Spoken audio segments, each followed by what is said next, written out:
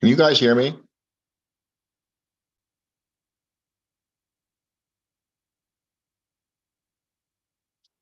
If you can, I can't hear you.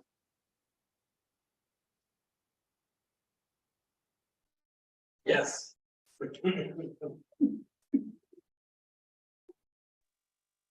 Okay, I heard that. I heard a yes. Can you hear us now? Yes. Like that phone commercial. Can you hear me now? Yeah, I heard that. Yes. Okay, good. Yeah. Yes, I agree. Feedback. There's an echo or something? Yeah. It's from this here. You're gonna hear me say it's from this one again here in a second. And then you're gonna hear me say it's from this one again in a second. It's never gonna stop. You're keeping yourself, right? It's gonna pop over the eyes.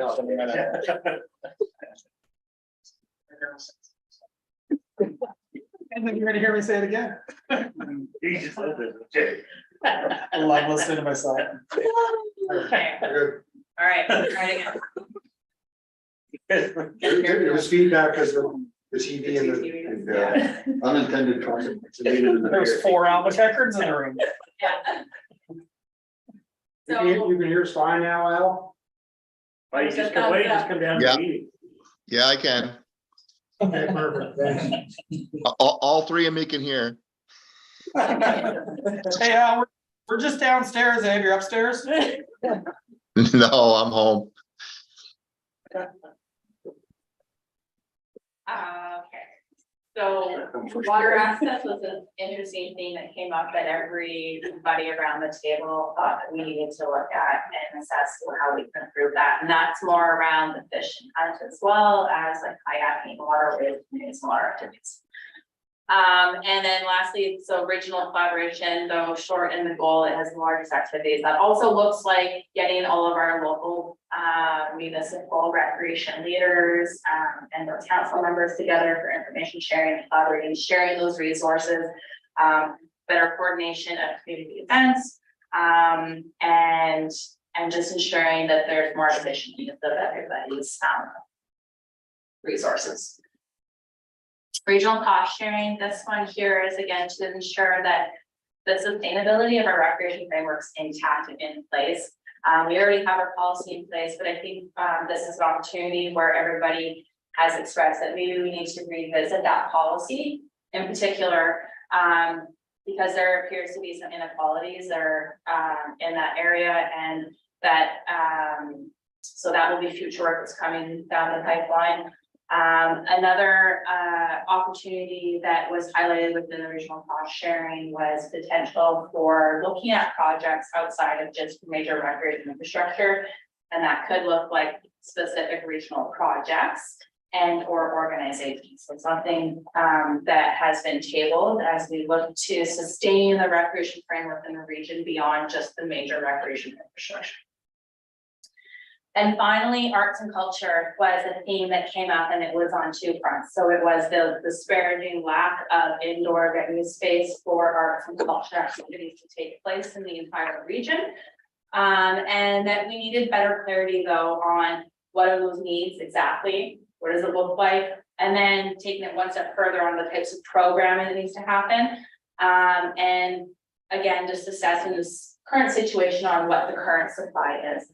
And so that would be one part of it. So creating an arts and culture plan.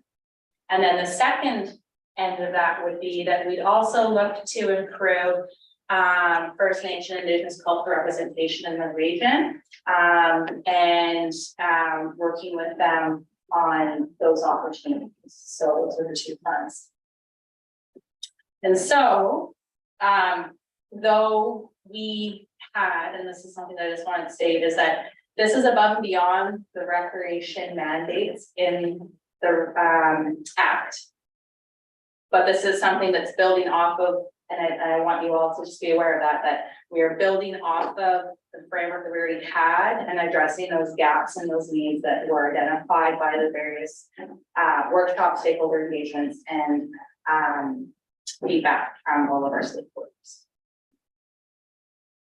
So thank you. Questions? I don't know if it's a question so much on the goals and the priorities, but it's on the regional collaboration piece. And it was just something that came up at home over the last couple of weeks.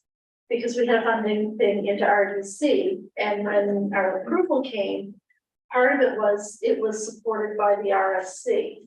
And so I'm just wondering, when we get into the regional collaboration, how we determine what the regional priorities are and how you weigh one municipality against another, particularly given, I'm gonna pick on my other island cohort here, a splash pad on Grand Manan really only benefits Grand Manan and not the region as a whole, much like Campobello. So how do you weigh, like, have we talked about what the evaluation process is going to be, and how do we, and it's all good when it's good, but what happens when it goes bad? And that's where I think we need to talk about that process at some point, just because I think it's gonna go sideways at some point. Absolutely.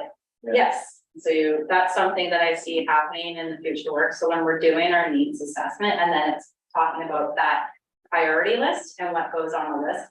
High level anecdotally, I would make the recommendation that any community that doesn't have a place to recreate in its first place should be at the top of the list, because we've recognized our territory is too large to not have every community have a place to recreate.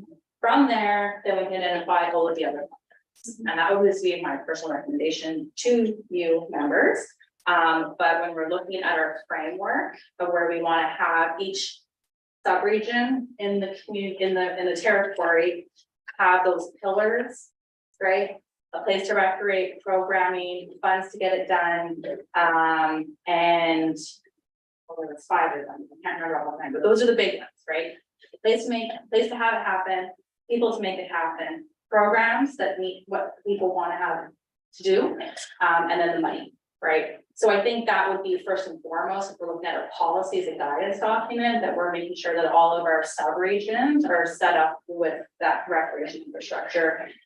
And then any of the new projects that are being contemplated, then we can look at, sort of a merit system or a weighing system. How does that benefit? And that also ties into so it's a bit of it's gonna happen in pillar 5, regional collaboration, but then when we get into number 6, it's again assessing, does everybody pay for it? Do we not pay for it? Is there collaboration on it? Is there, right? So there's a lot of work that kind of needs to go into this. Those good questions. So a few years ago, we had identified maybe only one community within the territory that wanted a new region. Things have changed a lot in the past 2 years. Needs are changing, demands are changing, and so we need to just explore that again. And I also think on the RDC side, just so you're aware, right now what's happening is, so Sherry and Ray and I are sitting together to put a list together of our regional priorities, like what studies need to be done and what assessments need to be done, and anything we can flip to them to help with funding. So we're doing that for the regional level. Anything municipal that's coming into them, they're giving us a call ahead of time to say, look, I got this, and just make sure, and that's where that process would come in. But for now, it's And I think it's that's just, are you supportive? Well, yes, obviously, unless there's an issue with funding. well, and I think to be mindful of, there's a lot of money there. Yeah. Every year, right? And so be mindful of that. So if RDCs, now the community development agencies, we find all these projects, if they have certain projects that come across our desk that maybe aren't in line with our regional strategy and our priority areas, we could say potentially. But this is why creating this list, this is one thing, you gotta create that list, identify those projects, and it could be something like, I don't know, can't fathom what that would be right now, but That just triggered alarm bells for me, because what if we identify something as a community that we consider a priority, but isn't on a list for the region? Yeah. How can the region weigh in at a municipal level about a project that we want to do? Like, how does that structure work? I mean, it's a little bit, it feels like an overstep to me. They told us that RTC, the RSC will have to prove, have a say on everything that we pay for. Yeah. That's what they told me.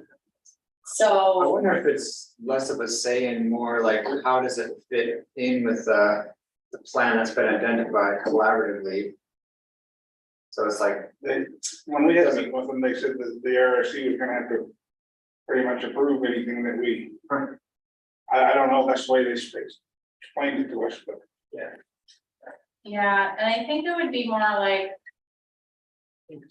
There's an organization that's coming, some not-for-profit organization out of like left field that wants to put in a. Racetrack in the middle of nowhere, a horse racetrack, okay? Is that in alignment with our priorities as a region? No, but I think when it comes to individual community development and to enhance your guys' community, like slash ad, yeah, like, yes. But if we decide we want to put outdoor lights on a ball field that maybe isn't part of the overall regional recreation plan. Is that? Is the RSC going to say yes or no? Like that's, I guess that's kind of where I am. So maybe we need some better clarity from RDC on. That's level. what I'm looking for, just, The way you guys come to us. Well, I For think an that's explanation kind of thing. part of it too, right? Yeah, and I Reaching mean, out to your guys. I think we can have that conversation, but it does concern me that part of our application now comes back with the RSC said, okay, so we can go ahead with this, like that. That's the piece that concerns me. Brett's smirking at me. and well, I just been writing that down. I got my notes here scribbling, but I completely agree with what you say. So, and not to take away from the effort, because the tight timelines that everybody had to get a strategy together and where we're at right now, it's truly impressive for all of you. And there's gonna be so many positives of working together, like you can get an economic development, talking about the fact, Future St. Stephen's here, Synergy's here. We as a community, had very little interacted with both of them. So the fact that all of a sudden we're at a table talking about economic development, there's so many strengths about that, whether it be your project or mine. At least my project isn't working against yours now when it goes to funding. So there's a lot of benefits I can go on about, CCRTA, or I can even talk about the GARS. You look at Halifax and Moncton, putting in proposals together for the World Juniors. And I know we're not going to try to get the World Juniors, but how come I'm not meeting with St. Stephen, putting in a proposal for the GARS Lawn Center with some events in St. Andrews? We don't do that. And that is such a huge miss, and that could apply to Eastern Charlotte or any one of the islands, whatever. But the concern of all this is exactly what you're speaking of, is this is a mandated service that was put down with mandated tax dollars, and we claim we're not another level of government. But there is a perception out there that we have to really prove ourselves over the next year that we aren't another level of government. And if you're a business on the street or you're a community group, and you look at this particular us, I guess you could say, and our different committees as another person that you have to get approval for. So I'll use economic development just to pick on one. I need to get an approval from Opportunities New Brunswick, but in order to get my approval for Opportunities New Brunswick, I now have to get the region or the committee to buy into what I'm doing. But I will say this, it won't go to committee. So the intent of that is on the economic development side, just to say, through the labor market partnership forum, we actually have a group of funding partners like OMB, Working MB, ACOA, CBDC if needed, and RDC as needed. And we sit together whenever we have funding applications. And we just, it's a quick and it's not an approval, it's more who can do what, right? Like who can chip in money on this? Who can, so we're leveraging the money. That's the way I see it. I've heard similar language to what they're speaking about. If it falls outside of a regional strategy, it's almost another barrier as a business or organization that I need to overcome in order to be successful, right? So that is a little bit of a risk, and I really hope it's to the point of, hey, this is my business idea. I think it's gonna work in my community. This is my recreation asset. I think it's gonna work in my community. How can you help me get in front of the people? And that's the spirit of this being successful. And the truth is, the next year is gonna be the real true tell sign of if this is gonna work right now. Because and the strategies have to be really broad right now, because if they are very scoped right now, we're gonna close so many doors that we don't know you're even open. So, but it's so high level right now from all of us around the table, you don't know if you're gonna fit into it or not, right? So it's tough, so. Yeah, and I think the more I mull this Rant over. That's my whole page though. Thank you, Mayor. So I think what I'm hearing though is, again, to that point, like leaving it really open so that, when our funding agents come to us for support and, there's a project where you're trying to sustain or improve existing infrastructure, that's a principle within our, right? But it would be like, I'm looking to get some really big infrastructure on a brand new project that appears to be like not aligned with any of the region's priorities for waters, trails, outdoor, new infrastructure, whatever it is, like a racetrack in the middle of who knows where. That would be something where we have to be like, let me get back to you, and we bring it back to the committee, right? And say this is kind of, and I think that was more because sometimes there was funding agents who were supporting projects, and some folks would be like local governments and the provincial governments were like, why, this is not at all aligned with any of the priorities. So I think it was more with that. But I think my biggest takeaway is that we need to get some more clarity on the expectations from RDC. But again, recognizing that we didn't want to peg too much into like to get too specific in this strategy for that very reason.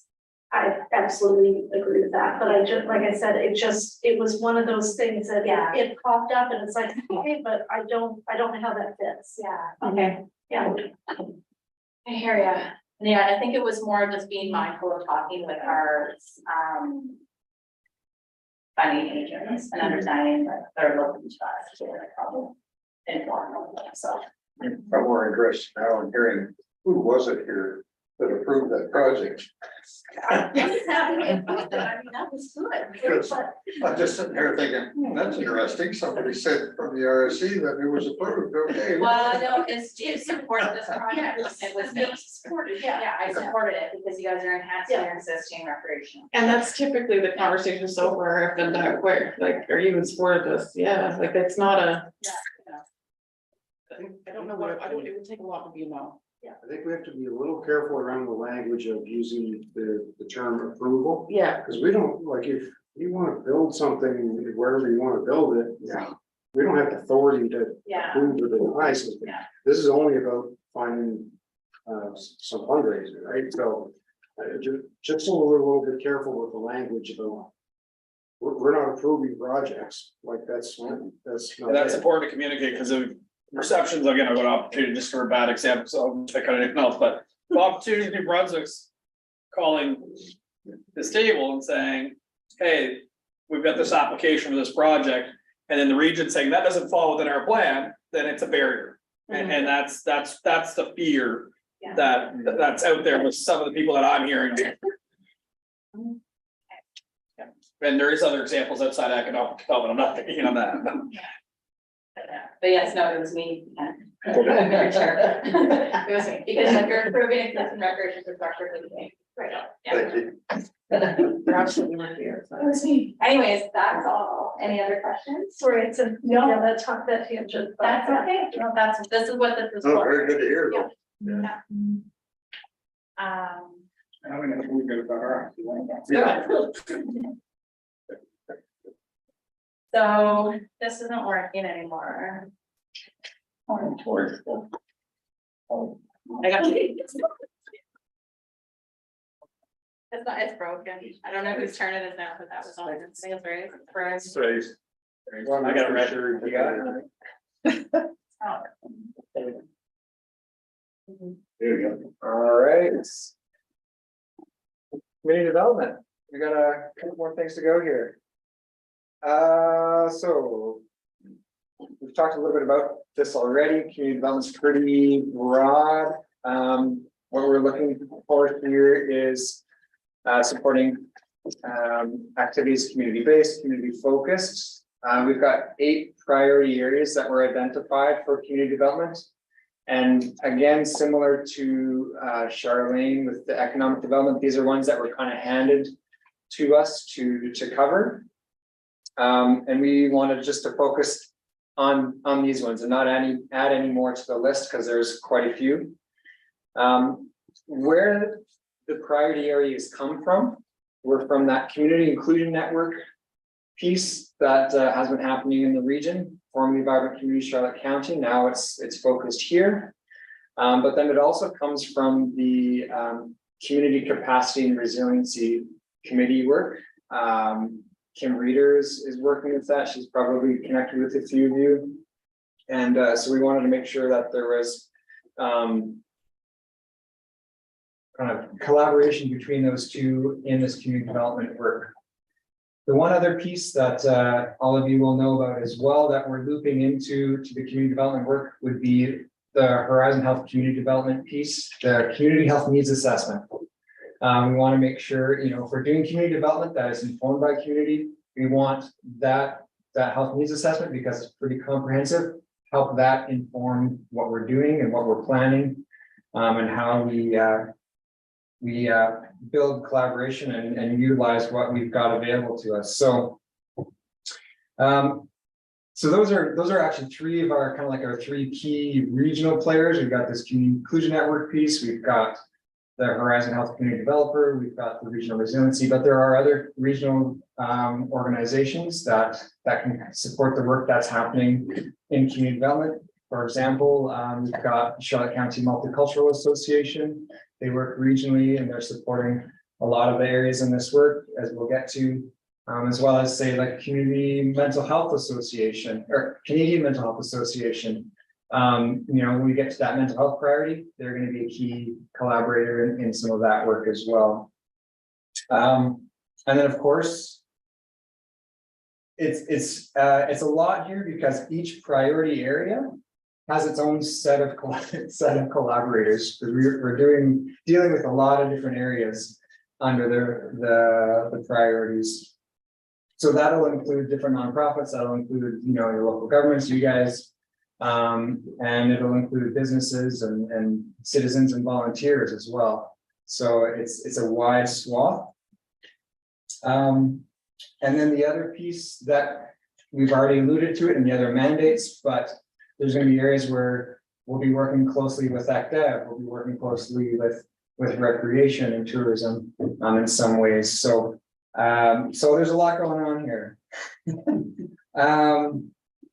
As far as the process for the community development work, we had a really great community development committee. We've met 4 different times. 2 of those were through workshops. And we've got a really interesting, good representation of expertise, as well as geographic and municipal representation, and as well as regional working groups. So I feel pretty confident with who we had. And as far as doing kind of like a huge like SWOT analysis or anything like that, we avoided that because we knew the community health needs assessment would be coming up, which is going to be engaging communities in a variety of ways. And we also pulled on the information that we already gathered from the resiliency work, as well as the community inclusion network work. So we felt pretty confident that that would be a good enough starting point, rather than engaging hundreds and hundreds of people because of the number of stakeholders that would be possibly implicated. So, all right, so I'll try it. Which button? Yeah, excellent. I guess the last piece as we start looking at this is because this is so big, I really do want to focus on building on what already exists in some of these areas, as well as just seeing this as a foundation year. So you're gonna see a lot of like building understanding, increasing understanding and awareness, and understanding gaps and resources. But then also there's going to be a lot of building alignment. So bringing some people together to discuss certain things or learn about different things, and then building that collaboration. So a lot of what we're going to see here is related to that. So our first priority is social enterprise. So social enterprises, won't get into what it is, but we've got a bunch of them in the region. How are they supported? How are they networked? Do they know what's available to support the work that they do, as they are generally businesses providing, or nonprofits that are providing a unique service to the community and building up the social good and infrastructure in the community. So how are we supporting those? How do we even know that they exist, and how do our communities even know what on earth a social enterprise is? So we need to do some work there. Under mental health and addiction, the focus here is primarily how are we supporting community groups and community-based services that are already providing a service in the region, and then aligning them with some of the actual let's say, you know, Horizon Health Services or social development services that are already here as well. There's no way we're going to be taking over any of that. But how are we building the connections and the collaborations there? So again, we're increasing understanding, collaboration around what's available, because sometimes there's actually quite a bit that's unknown of what kind of services are available in each community. So we'd like to work together with the folks who are often kind of siloed in the mental health services area, and say, okay, we need to do better for our communities in letting them know what's available so that their citizens are supported. We also want to make sure that people know about what kind of training is actually available, and support the reduction of stigma around mental health. In terms of increasing support for community-based initiatives, this is one of the community inclusion network priority areas, and so there is some funding associated with that through the Economic Social Inclusion Corporation. So like, how are we supporting some of those community-based initiatives in terms of, sometimes it's what we would say is an upstream investment in mental health. So for example, we're supporting some leadership training with the Boys and Girls Club, because they're taking in youth, they're providing them some skills, building confidence, and in a lot of ways, you know, they're providing us a new support network for those kids, which then hopefully down the road, that means that they're not having to access, you know, mental health services that might, you know, that are maybe a bit more extreme or higher needs individuals, because you know what, they've already got some new competencies and support networks. So focusing on kind of that community aspect of mental health and addiction. School food programs. Most of our schools have some form of school food program, whether it's breakfast program or snack program. But this priority is here under the Community Inclusion Network piece, in order to ensure that all schools do have some form of school food program, and that we're understanding what the needs are there. So one of the pieces of work that I've been doing there is actually connecting with all the staff members in the schools that run or oversee the school food program, to understand what are their needs. And I would say probably about 70% of our school food programs are, you know, they know what the needs are and those needs are being met. But for about, you know, that other 30%, give or take, you know, they're seeing higher needs than they're able to meet. So how do we work with those schools in order to ensure they know what kind of supports are available? But then there's also a lot of insight that we can get in terms of, you know, what are those kids and those families experiencing? And then how are we actually working with those schools as well as other organizations to start to address some of those families' needs, or should I say, understand those family needs, so that we can maybe have some advocacy points further up into government or to other organizations of what's going on. So those first 3, 1, 2, and 3, those are kind of like that community inclusion network area. The next 4 fit under their regional resiliency pillars. And so these end up getting quite broad. But again, I just encourage you to kind of see these as how are we doing these next ones kind of from that community-based, community-focused level, whereas economic security and employment, you know, there's a whole economic development mandate, but I'm coming from just a slightly different bent, and we'll be working with Charlene on these ones. So building understanding around ways to increase economic security of households in the region. So it's trying to get our heads wrapped around actually here, let me just go to my notes.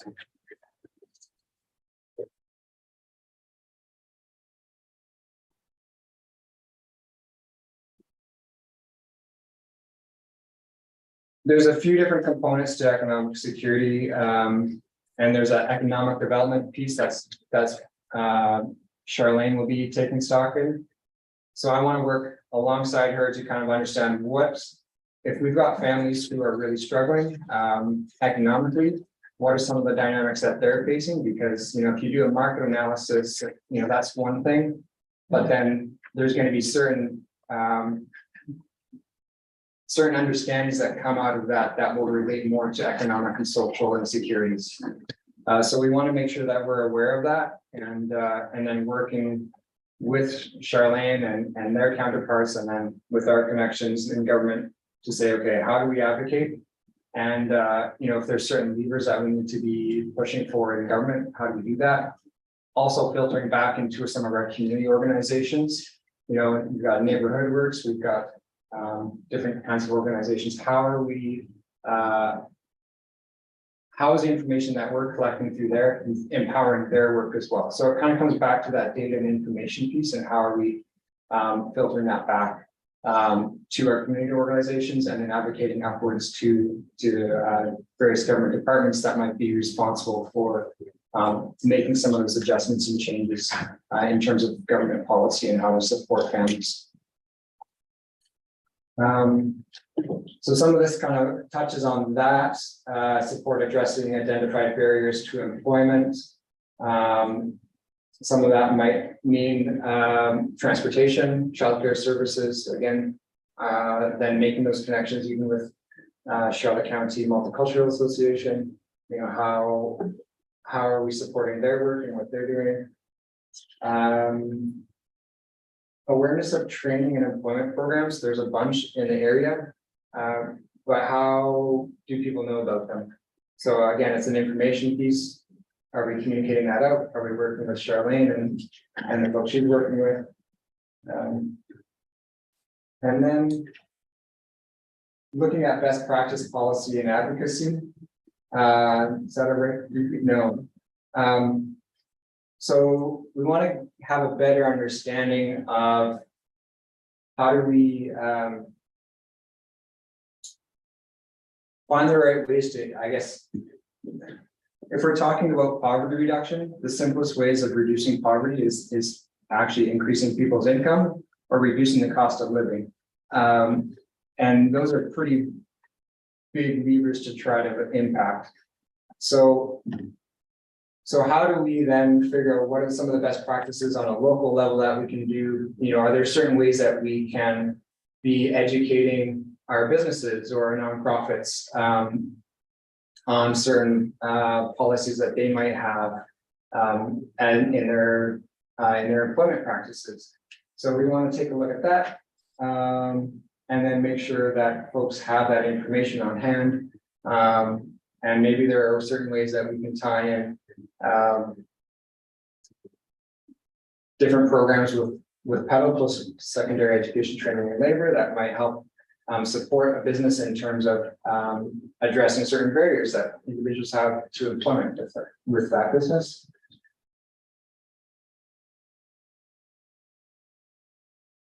Environmental sustainability is one of the pillars under, another one of the pillars under the regional resiliency piece.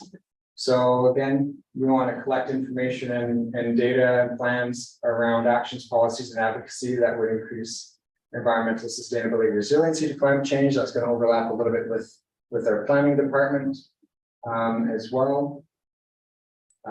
Increase collaboration, awareness, and communication around food security. There are a number of organizations like the school food programs, as well as food banks that are addressing food insecurity.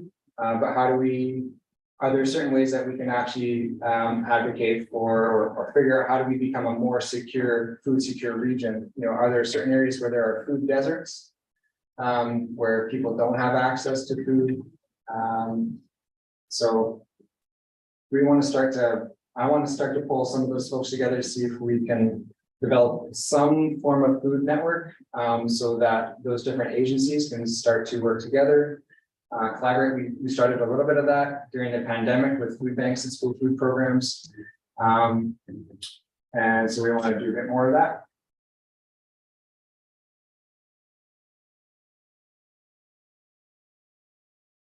This is another pillar, so the community capacity resilience under health, social service, justice and education systems. Again, another very big bucket. So we need to do a little bit of better job of looking at equitable access to services. So this will include areas like, again, transportation, how do people get there? I think this specific action that we had here was wanting to look or work with municipalities to say, okay, does each community have some kind of virtual point of access for care if people needed it, if they needed to connect with a healthcare provider or mental health, something like that. So we want to find what are some of the areas or the easy areas that we can start to support that equitable access to service in our communities in the region. Oops, sorry. Again, related to that, we need to do a better job of understanding, where is there a lack of access? I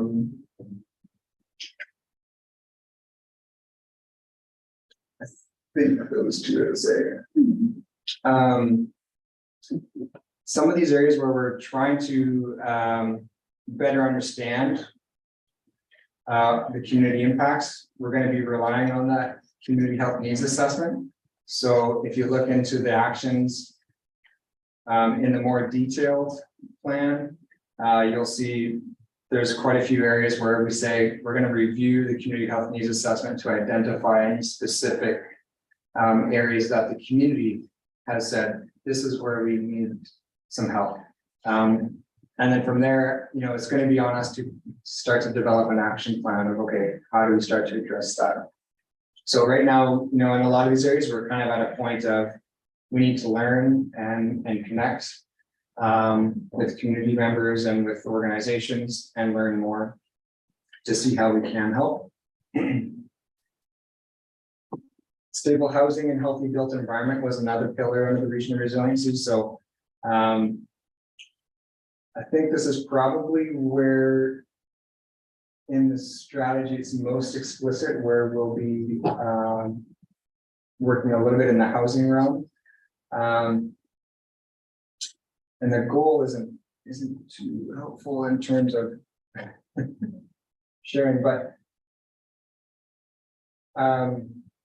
informed and targeted funding, education, and advocacy for housing in the region. So this kind of ties back to the housing plans that the RC has been supporting the work in collecting data and information, and it's done a lot to actually kind of push the region in housing. So we're going to keep doing that kind of work. And I think I can probably let Hollis maybe speak to you a little bit more later on. I'm not sure if you are going to address that one. Well, probably not here. We talked about it at the other meeting, actually. So we'll have some more in-house expertise around housing. So Now you got me curious. yeah. Well, I think it's just kind of making it more official what Xander's been doing. Choose Anders. Just one. Well, basically, it's not really changing Xander's job in what he's been doing, but it's about just making sure that that actually is solid definition. So his title is going to change You mentioned that, okay. from senior planner to senior planner and housing specialist. So really recognizing what he's doing, yeah. Yeah. All right, so we're not having two Anders, okay. No. No, and I guess we'll have to also, Xander and the rest of us will take a closer look at that new provincial housing plan that just came out today. So, and I know the RSC is implicated in a couple sections in there. So we need, there's still a lot to unpack there. Yeah. So informed and targeted funding, education, advocacy for affordable housing in the region. So for my part, that affordable housing piece, I mean, I think it's an issue for many of our areas, but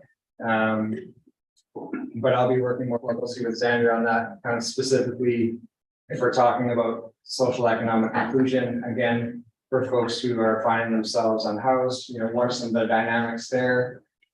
Is there any particular ways that we can move that affordable housing piece forward? Is there forums that we can be having with nonprofit housing groups and those in that realm? Build understanding around actions, policies, and advocacy that would increase stable housing and healthy built environment.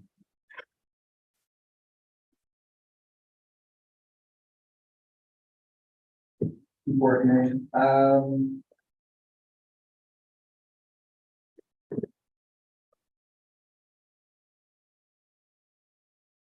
think that one, yeah, sorry, that was back to the community health needs assessment. Again, looking for what comes out from communities specifically there. And then kind of filtering that back into that housing plan that we'll be working on Sandra. So.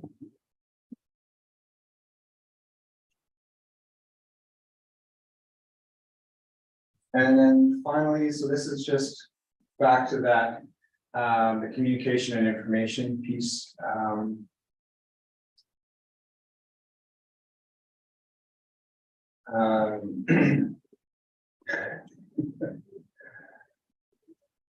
Sorry, guys, my brain has gone complete mush, but so this is kind of this would be the area that I'm probably most excited about in tackling this summer.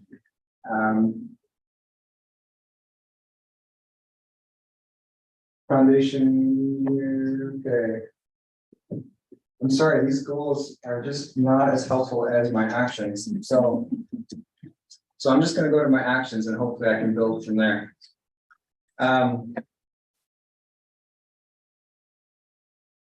So if we're supposed to be a community inclusion network, how are we building that network across our communities? So we want to develop a better way to connect kind of community champions that are already doing that community-based work. And within each community, I think we talked about this a little bit before. And then as part of that network, how are we communicating the different resources that are available to our communities? Do that better through our website, through the network newsletter, a little bit through social media as well. In terms of making relevant and accessible data sources for decision making. So again, what is the information we need to collect? That kind of goes up and down all the way through those priority areas.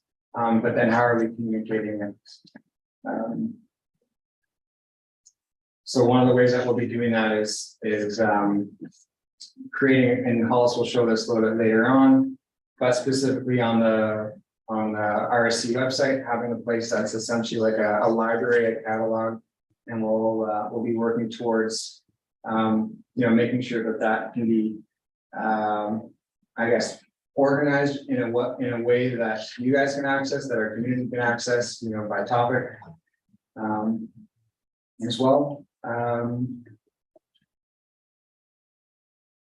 When we're talking about increasing the resiliency of organizations, some of this is about capacity building. We've got a lot of really great nonprofits that and every nonprofit needs to have a governance structure, a board of directors. So how are we equipping those groups that are key to our community? How are we equipping them and making sure that they're doing their job really well? So that can include training for governance, but a variety of other things depending on what comes up. It could be funding. There's a lot of nonprofits that need to write grant funding. Don't need me to tell you that, but is there an opportunity to yearly have kind of like a grant writing workshop? And maybe we need to rotate that around the region, but just to do some things that can really I guess, build some capacity within our communities for our community serving organizations.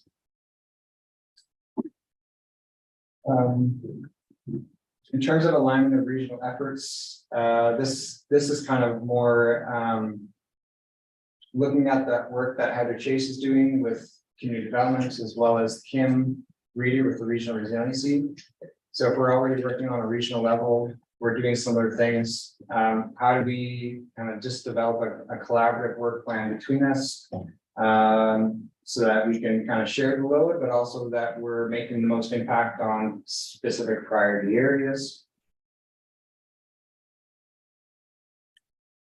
And then these last two pieces are essentially revisiting the whole plan. It's like, okay, there's a lot going on in this plan. We're trying to set certain goals. We're trying to have certain indicators of understanding what we're trying to achieve. It'd be naive to think that we're going to kind of nail that by the end of this month or next month. So I just want to build in our strategy that we're going to revisit that, because there's a lot there to look at. So and to try to implement and wrap our heads around. As you can see, I'm already mushed. So that's the community development piece. And I do think this last piece is kind of that one that will keep building the momentum over this first year. So any questions on the community development strategy piece? I'm sure you are a few, but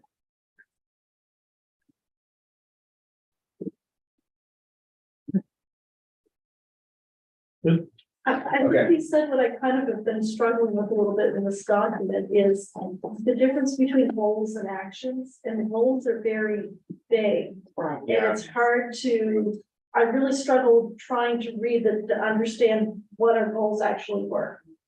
Which, Okay. yeah, and that's not just this one, this piece, it's the whole 5 pages overall. If I I don't may, know. for community development. Yeah, for Yeah. community development, but even under economic development or tourism, or Yeah. any of them, they're all very broad. Which I understand you want to be Yeah. broad, but at some point, it's like you gotta narrow it down a little bit, and that's really what I'm struggling with on this whole thing. If I may, through you, Mr. Chair, great observation. Typically, this format, strategic goals, strategic priorities, goals, then actions, then assign people, budget, etc. That format was dictated by the template provided by the province. The goals answers the why. So think about it this way: why are we doing this priority? Our goal is to do this, is to capture the following goals. That's why we're doing this priority. Then the actions are actually each of these goals or priorities. We have another series of action items. It just goes like a pyramid: strategic priorities, goals, actions. That's why we thought we would present it to you in this format, so you get a chance to see the background and the high level priorities and goals. Then next month, if you're okay with these goals, we will continue to develop the action items. It's like a tree. Yeah, so think about the goals as the why, if that helps. Yeah, I think like I said, I think it's intentionally broad because the time frame that was given, they did a great job of consulting with different groups, but the truth is, you don't have time to have focus groups to hear from every community. What is it that we want to focus on? What is our gaps? So by being more focused, I think the fear is that it's going to limit certain things that right now around this table, we may not even know, right? So I think that's why, but to your point, you don't really 100% know what that means on a street level, right? So, but I think the reason why we did it in-house is because originally when we had to make the decision, we didn't have a clue what any of this was, and there's very few answers being provided by the provincial government. So we wanted to keep it close to us, so that way we can almost control what direction it goes. And I think this will still give us the flexibility to do that, but I do hear you on the street. What is that gonna mean for Graham and Ann on a street level, right? Like, right, and recognizing, and I mean, I realize we're under a short time constraint, and that's not anybody's, that was given to us, like I understand all that. But I also I'm conscious of the fact that we're coming up to budget time for all of us. There's still other pieces of this. I'm looking at this, and if I was to go back and talk to my council about what this is, I can't begin to try to explain to them what this actually means or could mean for us. And that's where I'm struggling with right now is what, sorry, I'm preempting this a little bit, so maybe I should have saved this to the end, but I don't really, I'm struggling with how to talk about whether we support these goals when I don't really understand what the goals and what the actions are going to be. And I would agree fully with what Bonnie's saying, it's hard to, it's a lot. And then to take back on this shorter notice, to take back to council or to have council to come back to us with questions, and then we not really know, like Bonnie said, the answer, which direction, it's quite broad in such a short notice, so I would fully agree with what Bonnie's saying. Mr. Chair, I believe there was the entire document though that had all the goals, action items in it distributed beforehand. That's right. Yeah, so obviously, so recognizing that, so today's presentation, not where it omits the actions, but it was detailed in that other document. So I can see how there's that disconnect, because we do need the actions to really tie into the goals. Right, and I mean, I'll admit, I didn't get through the other document, like I tried to get through it on the ferry, but there just wasn't time to get through it at here. And so I'm still in this position of trying to wrap my head around what to do with what we have in front of us, recognizing timelines, but also not comfortable voting on something I don't completely understand. Sorry, maybe I should have saved that to the end, but that's. Well, I think we are coming to the end. Yeah, that was the last presentation. Yeah, the purpose of what we're doing with that larger document, the draft, there's no way. That's why I said that. We're not gonna have a motion to adopt it at this point, because it's impossible. I mean, we literally finished it yesterday. And I can't, it's a completely unrealistic expectation to expect a board of directors to handle this strategic document in draft form and approve the whole thing by the end of the day. Okay, and I'm not gonna do that to you. That's why but the reason the timing is what it is, and that's why we have these. So I'm looking for a motion to adopt the priorities only as identified. Is so that I can submit at least that to the province, because they don't need to approve it. They're not approving our plan, but they are looking for this duplication of services, and they're sending it up to different services to see if we're not off in that field somewhere. And the reason for all of that is something I have later on here in the board meeting is our regional services support. Is that we pay for it, which is in a very, very near future of law. That I need to get that application process going. For budget that I have to start next week. So yeah, that's why it is what it is. It sucks. I agree 100%. I think the way I think I would go back and tackle this. Is what you touched on. It's a broad stroke. So that we can encompass just about anything that might arise. So once we agree to this, anything that happens in your community or my community, it's probably going to be able to fit somewhere within those goals that we're dealing with. And by having that broad scope, and then your issue or my issue coming forward and being placed into that, we can find a spot for it, and then we can sit back and say, okay, what then is the action, and then how do we pay for it? So it's those kinds of actions, I think, that need to come forward. Tonight, all we're looking for, and I stated at the center of the table, because I don't know, you guys were all talking down here, we were talking up here, this was before the meeting started. I didn't have a chance to read through all this documentation yesterday.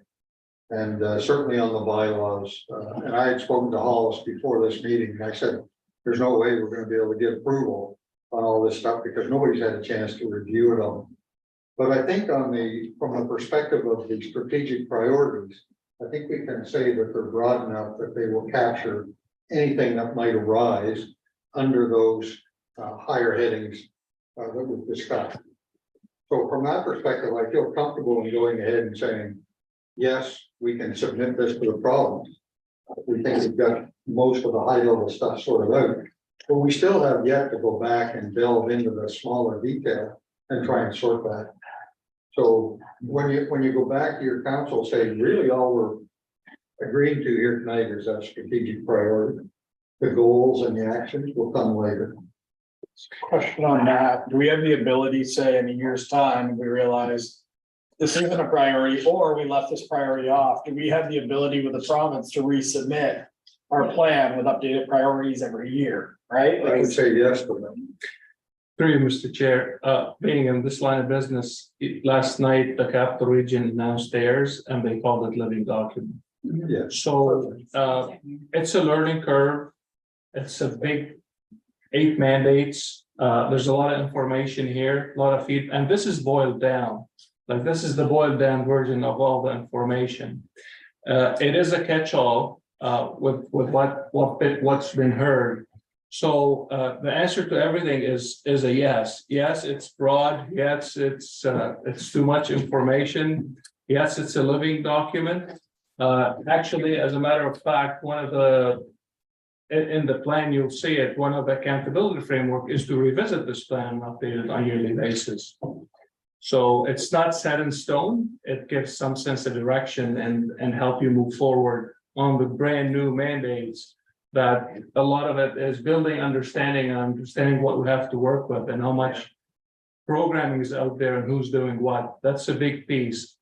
This strategic plan is not going to answer all the questions. It's basically some of it is going to be, we're going to plan to plan. There's a plan to plan for especially in the one you're going to see next in tourism and the transportation. So Yours are done. But correct me or. Yeah, no, go ahead. If I'm wrong, but even voting on a piece of it, I know what you're saying, but it's still part of a package. And where I struggle a little bit is some of them, the committees on these, some of them haven't even met yet. So like your waste management, your public, your transportation, public safety. So I just don't understand, I guess, a little bit of having that in here and that blocked in here when there's been no regional meeting, there's been no input by them, whether how minimal it may be or how much it may be, there's no input. Well, the input actually came in from the working groups that were put together. And they gathered all that information. Geez, I hope I'm using the right terminology, the working groups. But there were 2 working groups for each of those priorities. So for community development, I sat in on those 2. I sat in on the transportation ones. I sat in on waste. one of the economic development ones, the waste. I sat in on that. And there was a bunch, there was should have been someone from your community on each of those that put your thoughts or their thoughts for that community. I sit on public transportation and public safety, and I was at no meetings. You weren't in economic development or anything? Yeah, we had somebody on each committee, but not on all committees.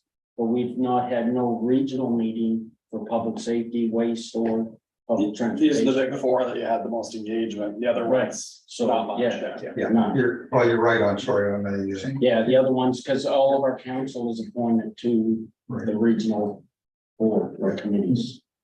And they've all come back with their, what they feel or what they didn't feel. And when they got the document the other night, they said they still had things that they wanted to go back to the committee that they felt that this wasn't what they wanted. So I couldn't come here tonight even voting on a piece of it without that input, because the input I got was that this is not what they want, and I'm just one vote.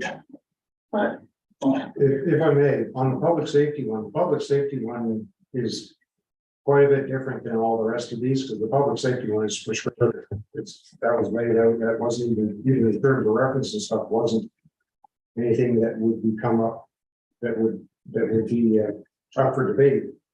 At a committee level is really, that one there, the public safety one is just public safety officials and a couple of board members.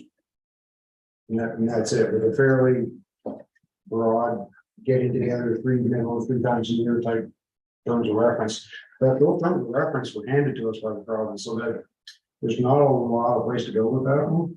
I'm not disagreeing with that. What I'm saying, I guess, is even if it's only one time a year they meet, I believe that they should have at least met to have some input or some say in it. I'm not saying that it could have been minimal, it could have been hardly anything, but they're a committee and they should have been acknowledged, because they're acknowledged in this. So we're not adopting the strategic plan tonight. Right, but I don't feel even adopting the other piece of it, it's still part of the overall plan. They're mentioned in those things. I just can't, I don't feel comfortable voting. I mean, I'll vote, but my vote obviously will be no. And that's just giving those things. So is it, which other parts are you not happy with then? Well, You're I not guess, comfortable? I'd have a list if I could go through the whole document, but I haven't had a chance to go through all of it. I mean, even the bylaw part of it, outside of that, I only made it to page 20. So, I mean, there's all kinds of notes on it, and there's probably too many to list right now, because I would be going through my whole book on each section, not just one. And that's coming just from what council could go through the night to this morning. Because they said they're not gonna go through the whole, it was too short a notice. If they had 3 days or more, I don't know. They might have been able to come back with better feedback, but right now, it's just, you can't. I understand what you're saying, but you just can't come into a vote with just voting on a certain piece without, if that's part of the package. I know where you're. We certainly don't mind delaying this. We're not trying to jam it through. I hope you don't get that feeling. So what we'll do is, we'll hold off for a couple of weeks. We'll give everybody a better chance to review this after we go through the transportation. And we'll give it a couple of weeks, and then once we get back together for a working group, can we have a special meeting so that we can vote on this at that one? Sure. Rather than, because I know it's a working group and normally we wouldn't be passing motions in that working group, but can we split it so that we can have it, part of it as a working group and then part of it is another review of this? No, I mean, we can do the whole thing as a board meeting or as a special board meeting, it's no big deal. Well, those were just my opinions, just off the cuff. No, but I think the I board hear it from Bonnie, I hear it from I you. just don't And want I, to be the you know, I one can that. sense there's an unease here. So I'd really feel much better, if everybody had the time to review it. And then if you do have questions, bring them back and we'll meet in a couple of weeks. And then we'll answer those questions better for you so that you're more comfortable in moving forward with it. I love that concept, but isn't there a deadline that, my understanding tomorrow? there's Well, I was just gonna say, Mr. Chair, I'm still gonna send the draft to the provincial government. Approved or not, I'm still gonna send them the draft, so at least maybe, well, no, I won't have their feedback until July 21st. That's what they've told me. Yeah. But at least they can have a look at it and it doesn't matter. We can approve this later. Yeah, I think, in a couple of weeks' time, we can take another look at it. And In fact, answer questions and. in fact, do you want to, if I'm gonna do that then, if we're gonna make that kind of a change, I'll send the government the draft. Let them know that nothing was voted on or approved. But when we come back to do an approval, why don't we just approve the strategic plan?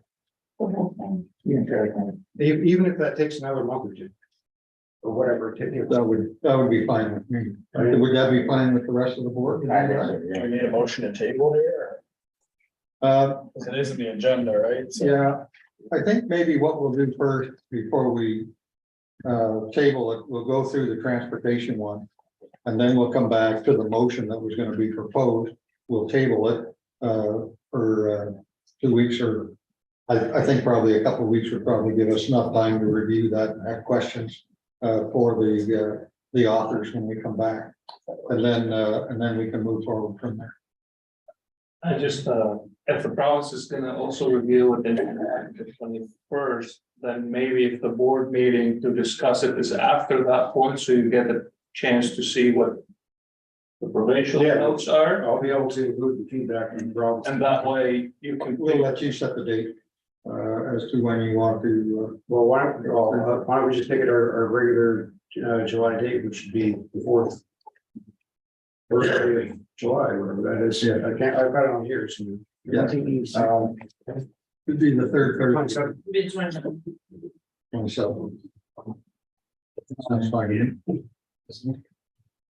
Okay, well, why don't we carry on with the transportation one, then we'll take a look at that, and we'll table it until the 27th of July. Okay, regional transportation.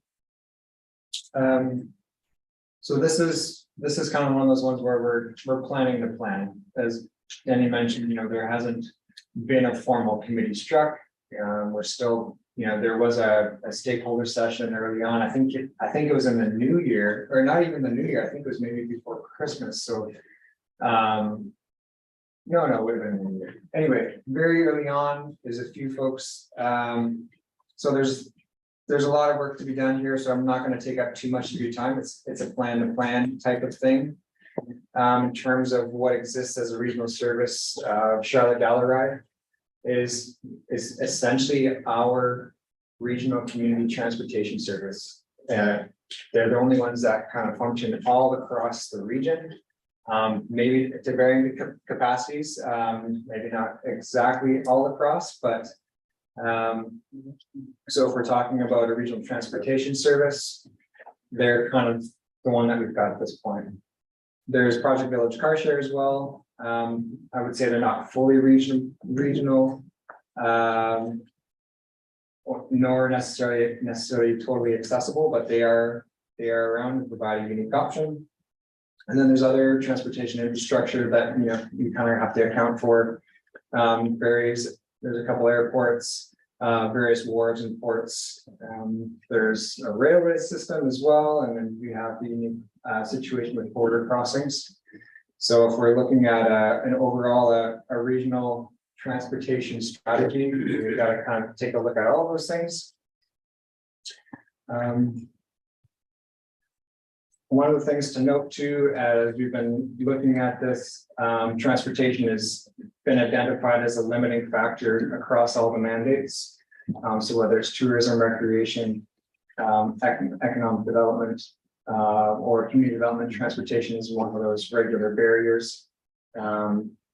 So there's a number of reasons why we've held off on really digging into the transportation strategy, even though we know it's a high need. One was what I just mentioned. We knew that information would come up through the rest of the groups all during the process of the community engagements, the workshops. Another reason was we've been here before with regional transportation with Rural Links and Southwestern Brunswick Transit Authority. So we have some of that data, some of that information already. What's new is this mandate being at the Service Commission. So that's kind of like a different body that is a kind of a new player in how we do that. So the other thing, again, we alluded to this, there's a short time frame, limited staff capacity on kind of trying to do justice to community transportation. Finally, the other thing that's been going on is we know that there's probably some more information from the province related to transportation coming down the pipeline. So we didn't want to lock ourselves into any kind of commitments before we know more about that. So essentially with the regional transportation planning, these are the priorities. So conducting a regional scan of existing transportation services. So what exists with a key focus on, again, what's the possibility of like a regional service. Number two, develop a regional integrated transportation strategy that considers intermunicipal, interregional, and interprovincial connections. So, relatively self-explanatory, but what are the possibilities there for anything that's intermunicipal, anything that's interregional, between here and St. John or here in Fredericton, and then interprovincial. There's going to be opportunities, there's going to be no opportunities in some of those things, so we'll take a look at that. 3, develop a regional transportation service by leveraging existing transit services or developing new ones if they exist. Support volunteer-based initiatives, so that volunteer-based organization, that's the Charlotte Dial-A-Ride. So for this area, I think it's partly looking at who would identify as a regionally operating transit service, who would want to be, and then how do we work with those groups in terms of leveraging what does exist in terms of support for those groups. 4th, develop and implement regional transportation goals that increase accessibility, affordability, and availability of transportation services. So those are kind of like the key words there: accessibility, affordability, availability.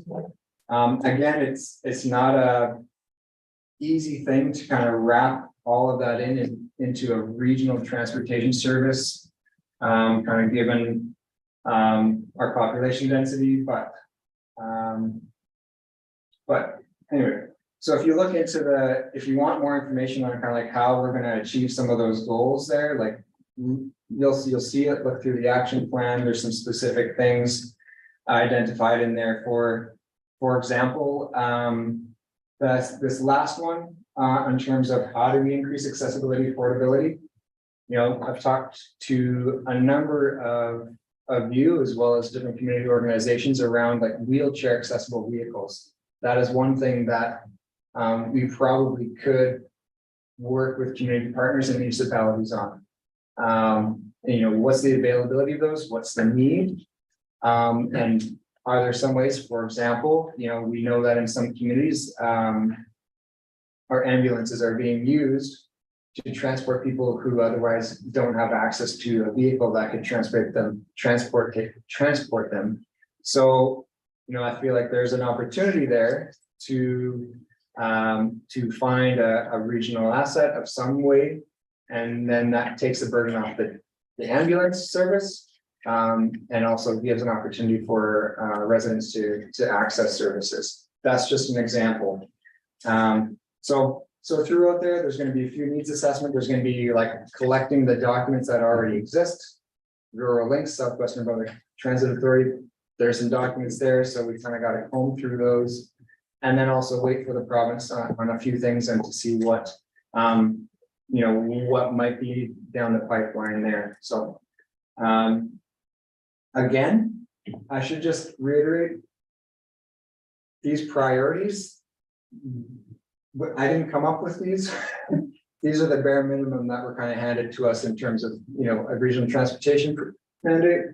This is what we need to look after. So yeah, I'll just encourage you to read through those actions that relate to the goals, and that would be the regional transportation piece. Good. Confirmed. Yep. So the Public Safety Committee, I'll take this one here. This is going to be quick. There are things that are restrictive here, so it serves as a forum through which a lot of professionals can get together and solve problems across services that we have. I identify some opportunities to strengthen those services through some collaboration. Formulate recommendations for consideration by the board, conduct of studies or things like that. So they might want to come to us and ask about studies or collaborative services on, I don't know what, things like that. Support facilitation, identification of potential collaborative initiatives at regional sublevel. It really is just a way of saying to find better ways of working together. is really the goal. To do a regional assessment, so they want to do basically a almost like a SWOT analysis of the region, where are gaps, what are we missing? And this committee reports back to the RC board. And there's measures there, but it's really just measures that did they do, were they effective in what they were carrying out. Work with community development if required. That's really it. Question on that one. And I know it's kind of laid out for you, but. Is it this table? It doesn't sound like it's that table, but how do we as a region get more teeth? Because I know Eastern Charlotte just had a motion about exploring. I'm not saying necessarily explore, but. We're not being heard by the RCMP right now. Maybe you could say ambulance around, I'm not sure, but certainly the one I'm hearing the most about is the RCMP. Crime is rising in all of our communities. And we're all in our own little communities. We get together, we set priorities, but we're not being taken very seriously right now. I'm wondering, how do we get taken more seriously, and where is the correct platform for us to work together? Because we're stronger together than we are individually. Even I'm on a municipal contract. I'm on a regional policing model. I'm in the same, it's to be honest, it's basically it's a contract that when I pay, I'm on the same service. So if this isn't it. It's not the public safety committee. So the RCMP is a policing thing, and I actually have a request from the RCMP to present to you their key full report, and that's a set, and policing itself is a separate. That's why we have separate meetings dedicated to that one. I don't know if that's the right place for it though. Because I think the problem, and I've said this before, is you don't want more police, you want less crime. And the problem lies in places other than the police. The RCMP, their hands are tied. In a lot of cases, the problem, you've said it before, is justice. It lies there. There's a lot of other factors, I believe, personally. So it's in the contract itself. It's the PBSA that everybody's kind of part of, except for you. Yours is really the same. It is the same. But if I had my own, it wouldn't work anyway, right? Like, that's why I gotta accept the fact that. And it's not unique to Southwest. I mean, it's the entire province is exactly the same. All of my colleagues have the exact same. So is it UMNB, do you think would be the way? Is that the best? Cause Maybe. or maybe there's, I'm just wondering, because I'm hearing around other council tables, I watched Shane Stevens meeting last night, I watched the end of yours. It's starting to be like you watch all the other ones, but I'm sure the ones that I haven't caught, it's the same conversations. It's our April meeting, if you want to go back to that one. Okay, there you go. So, and I know that my council isn't happy, and it's, again, we've all said it, it's a no measurement of the officers on the street, but this committee is, by the province, clearly isn't going to help the situation, and it's good to talk about issues, but to be honest, those are the small issues. Right. There's a lot bigger issues that are right. It's the courts, it's the courthouse being so far away. The fact that, there was a gentleman that talked at St. Stephen last night. He got caught with meth. They threw it in the garbage. He went right back to the drug dealer.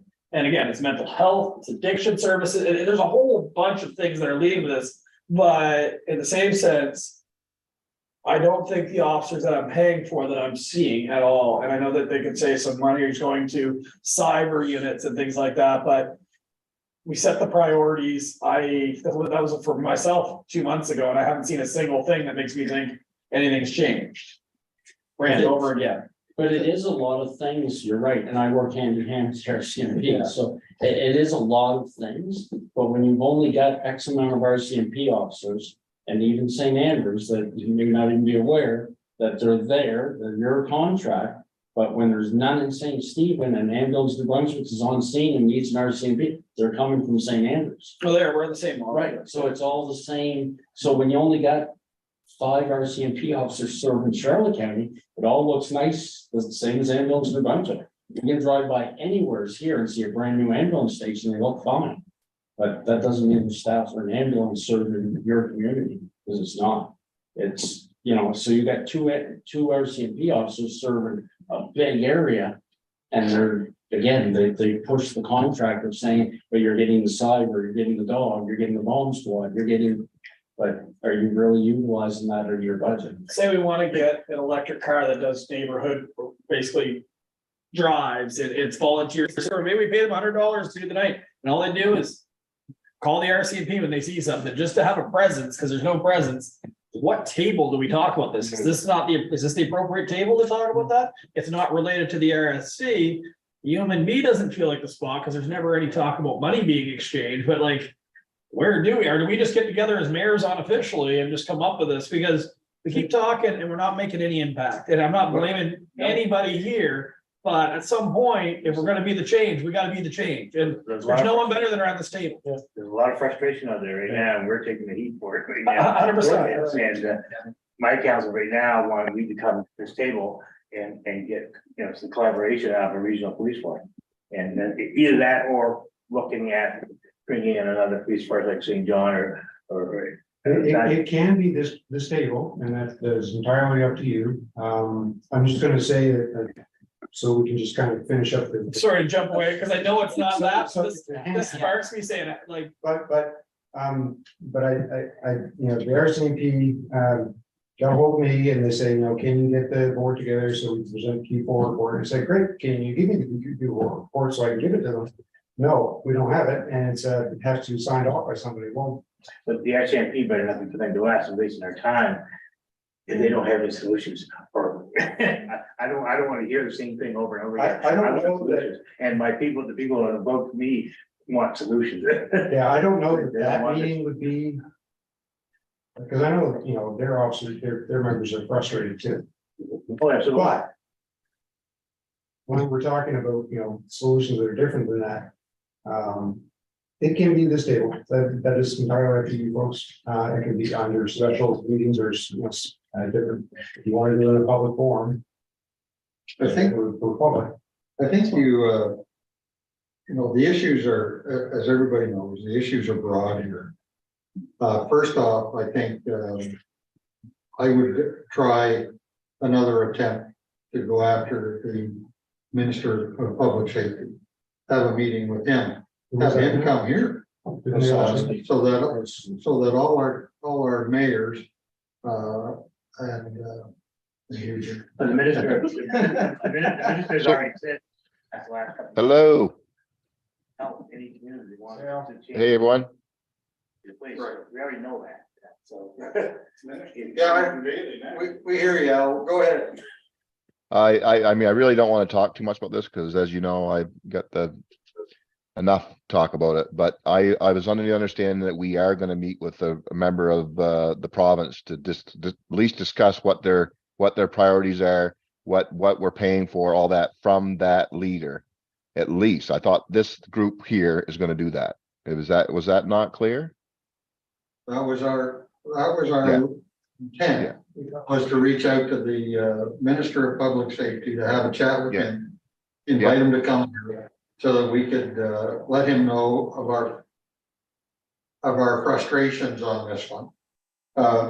And I have seen it needs to become a political issue. It can't be done around this table. We can advise the minister that we want it to become a political issue, because that's how you're going to make the change.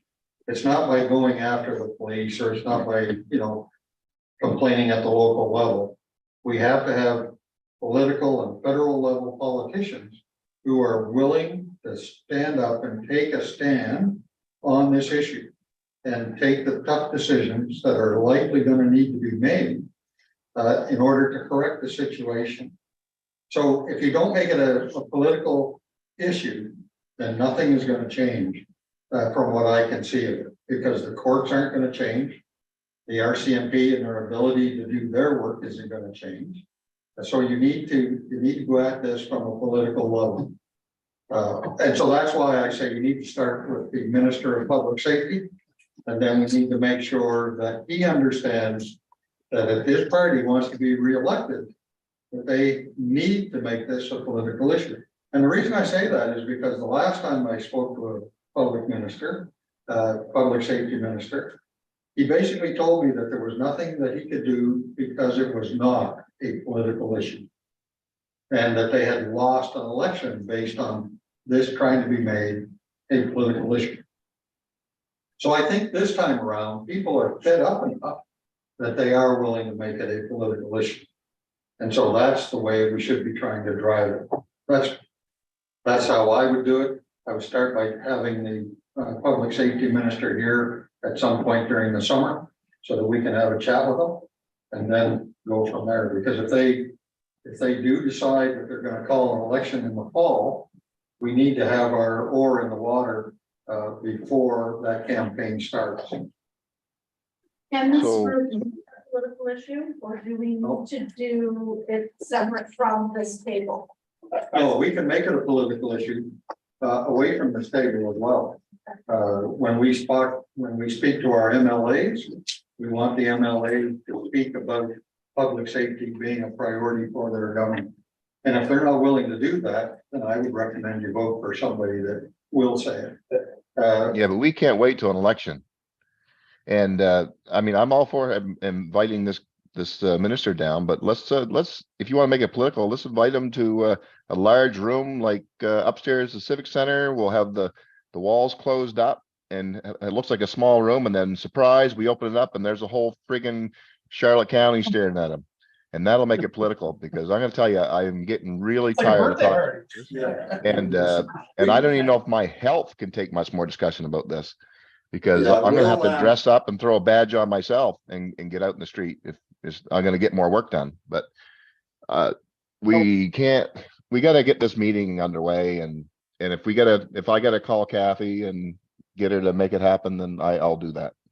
Sorry to digress, but related to this, it almost feels like we're not really talking about the real issues, you know what I mean, when it comes to public safety. And and I know it's regulated, so it's not like we're deliberately doing it, but it's pretty hard to focus on this stuff when we're not dealing with the big stuff, right? Like it kind of takes away from that, right? As much as small stuff needs to be discussed. But I think at the same time, we should, for the AGM at UMB, all of us should get together and we should put something forward. Yeah. To put political pressure on a bigger scale on through UMB, and maybe even get UMB to talk to the cities. I know they're city police, but public safety is public safety. We're losing the battle right now, right? So. I feel like UMB has a motion on policing on the votes from the last. week. Okay, I'll look it up. I don't remember. Yeah. But I They could be must. mistaken, yeah. I can't imagine they don't, but I think it's a good idea to follow up on it again. And then right away, the quicker we do this is they are allocating more RCP officers that the province is paying for. Again, I know Brother, we need to get more than our fair share of those, because the answer the RCP gives us is we need more money. That's the answer I'm getting. You don't like it, hire another 3 officers, you'll be better off. But the truth is, I'll hire another 3 officers. They're gonna be everywhere else, right? So. That's not. So never mind. We'll have, Hollis, if you don't mind, if you could take that for an action, we'd like to see something within the next. Week. So, yeah, I do gotta say this, sorry, Ken. Yeah. The only issue another big issue I'm having is we're all doing whatever we can do and we're all taking our beating. But what if I do come up with a plan and start a contract with someone and spend $1 million here in our municipal district here? And then the province comes out with some crazy idea about 2 months down the road, and it just blows out what I needed to do and the money I just wasted. Like, I need to know what the heck they're doing. Like, because they know the issues there. Like, are they gonna change the whole policing format, the whole province, after I decide to spend $1 million contract on something else? Like, I need more answers. Yeah. Mr. Chair, if I can make a recommendation here, if we're done with the strategic plan presentation, and there was a motion in the agenda to adopt the priorities, which we're gonna table that. Yes, please. Okay, so you guys need to table that thing. So with the motion that was gonna be put on the floor, we'll just step back from the public safety discussion for the moment. If we could just go back to the draft strategic plan presentation. There was a motion that was going to be placed on the floor for adoption of the priorities presented in the draft strategic plan. As we've all discussed, We thought we would table that, so I would entertain a motion from someone to table it, John. I'll move to the. Okay, a second, Danny, okay, and all I never those. finished saying that. all those- I was just gonna say, well, yeah, what was the motion? I know exactly. Paulus is gonna word that just for you. Since there's two of you, can you first and second? All those in favor signify by saying aye. I did that job. Thank you very much. Okay, If I could recommend, a small break, Jad's gotta make it back to Fredericton, okay, so we'll let them go. thank you very much. Thank you. Thank you. Thank you. And Talk soon. it's been 2 hours, so maybe 5 minutes to get up and stretch. Yes, sir. I think I have half an hour, to 5 minutes, Yeah, 5 minutes. You got a half an hour? half an hour. Okay. You can do it twice. Well, it's-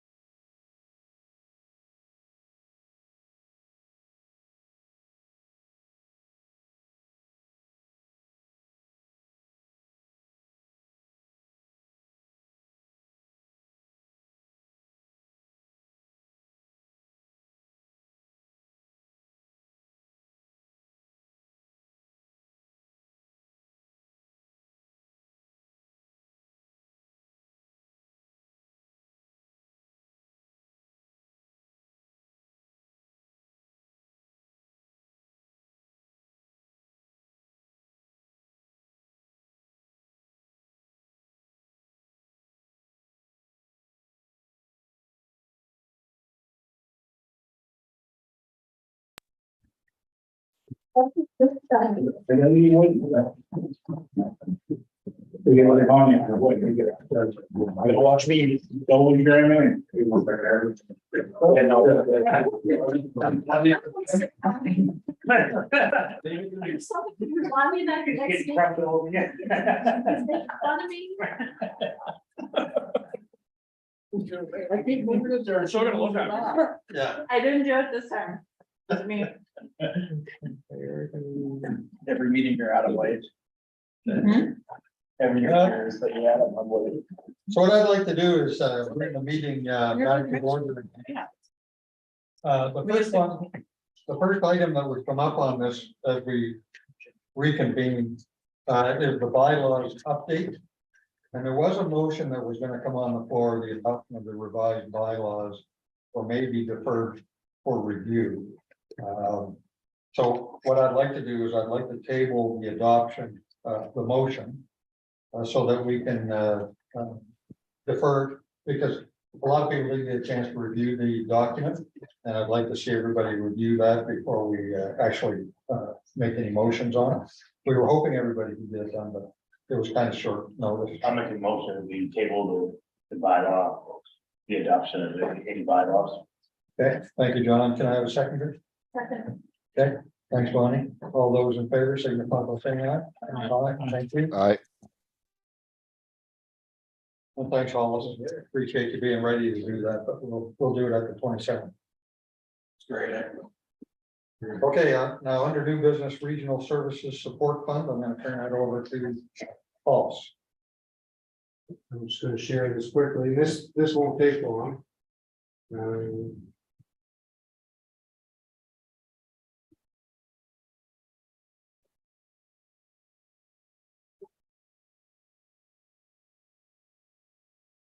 Very good.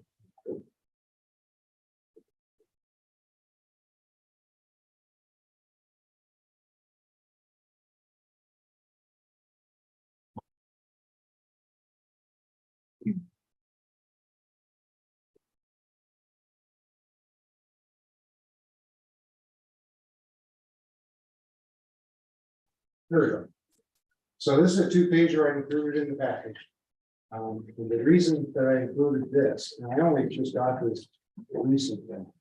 So the regional services support fund is how we're going to do a lot of planning of all of our new mandates. And the way that it works is that starting next year, in April, they're gonna advise us what that funding envelope is, and there's a formula, and it's based on population of the region and tax base. How much is in this envelope of money. And then we submit our application for funding in May. All of the funding is tied to the strategic plan and the priority. And then they evaluate it in June. They let us know in July so we can continue on with our budget process. What happens is this money has to be cost shared. So it's a 50-50 cost share. So if I'm asking for 500, that is, I'm not saying this is the figure, but let's say it's $1 million that we need to do all of the services. So we're going to be looking for $500,000 and we're going to supply the other $500,000, but that other $500,000 isn't just out of member contribution. We can stack. So the money that we get from PEDAL for economic development goes into our $500,000. The money we get from ESIC for a community goes into that. So anything that we get outside of is eligible for our part of the contribution. From what I'm seeing from my colleagues, what it ends up being is that what I'm going to have to bill members for is around 20% of what the actual cost of the service is. That's where they're sort of estimating right now it's going to land.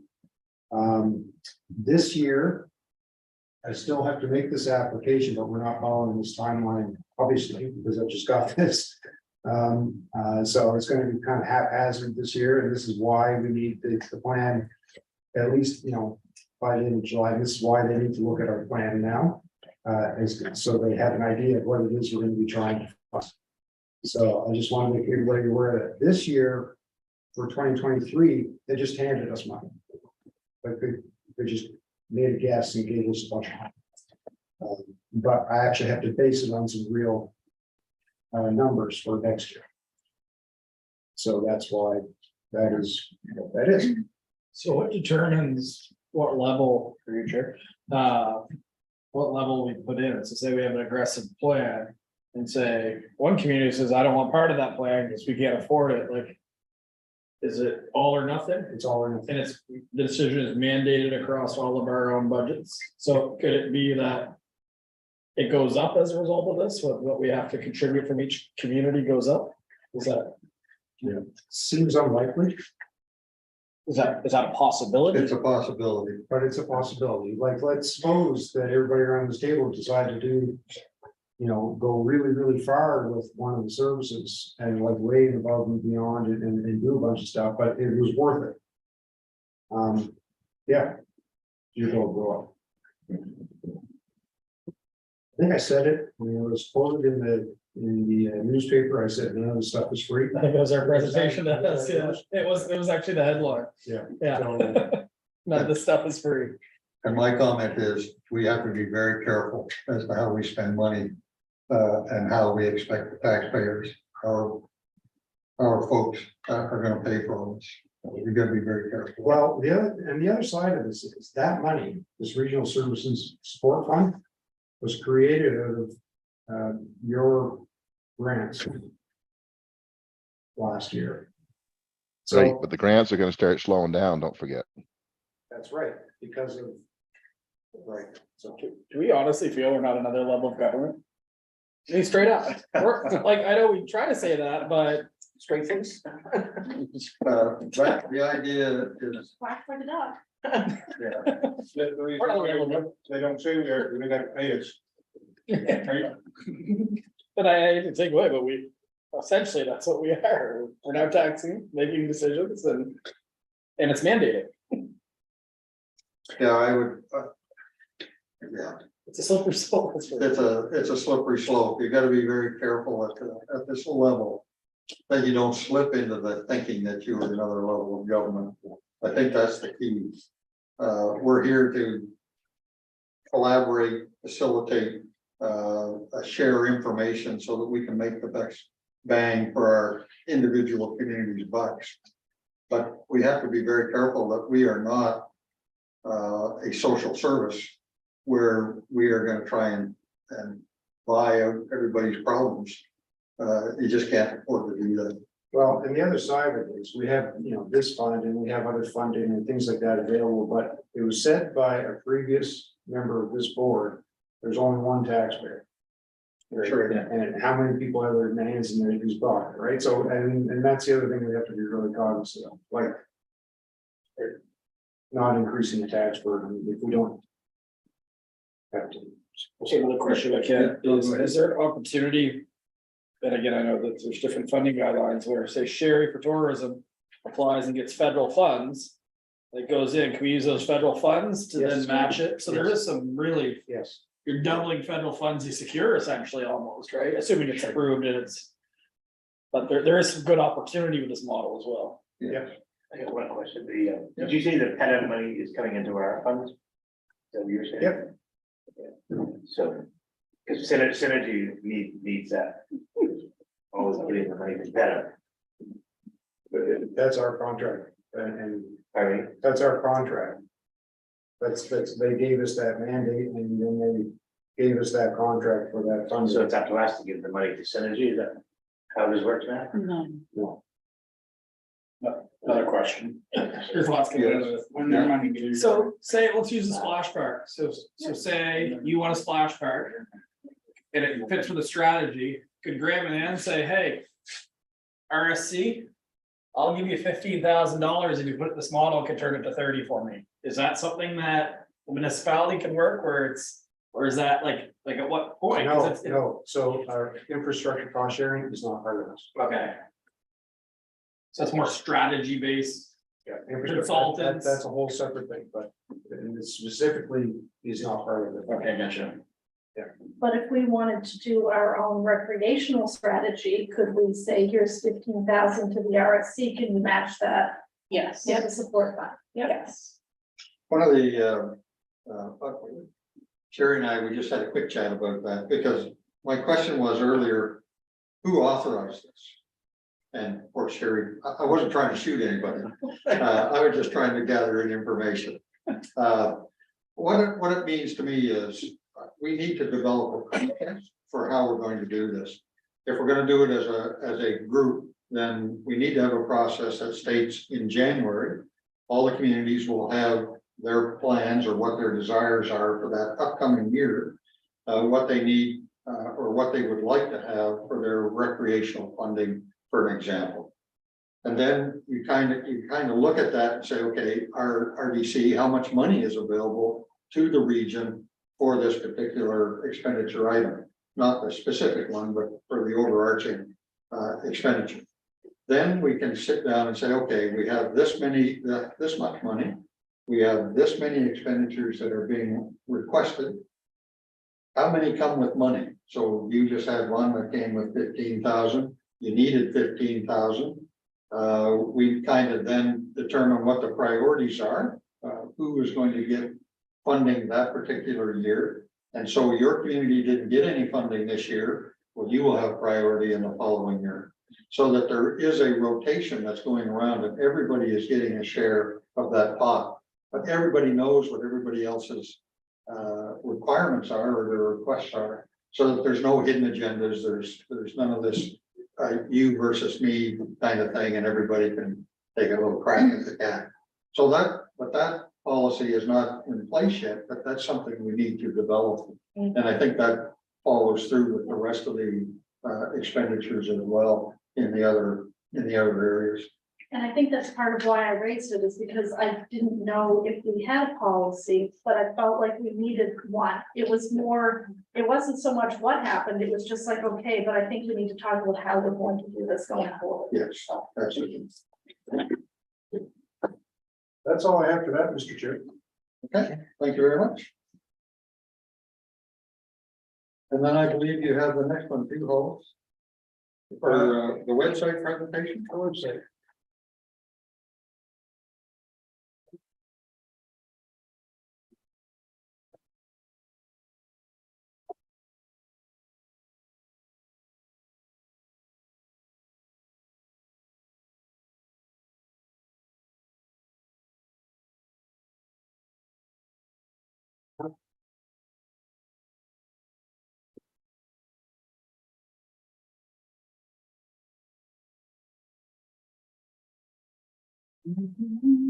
Okay, so I'm about to make this live.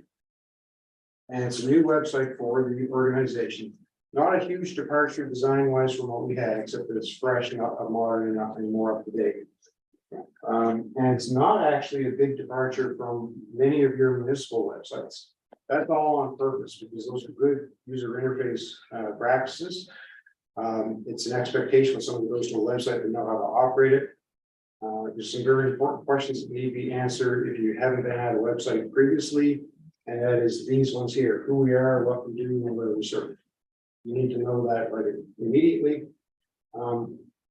We've been talking a lot about communication being the basis of all of our new services.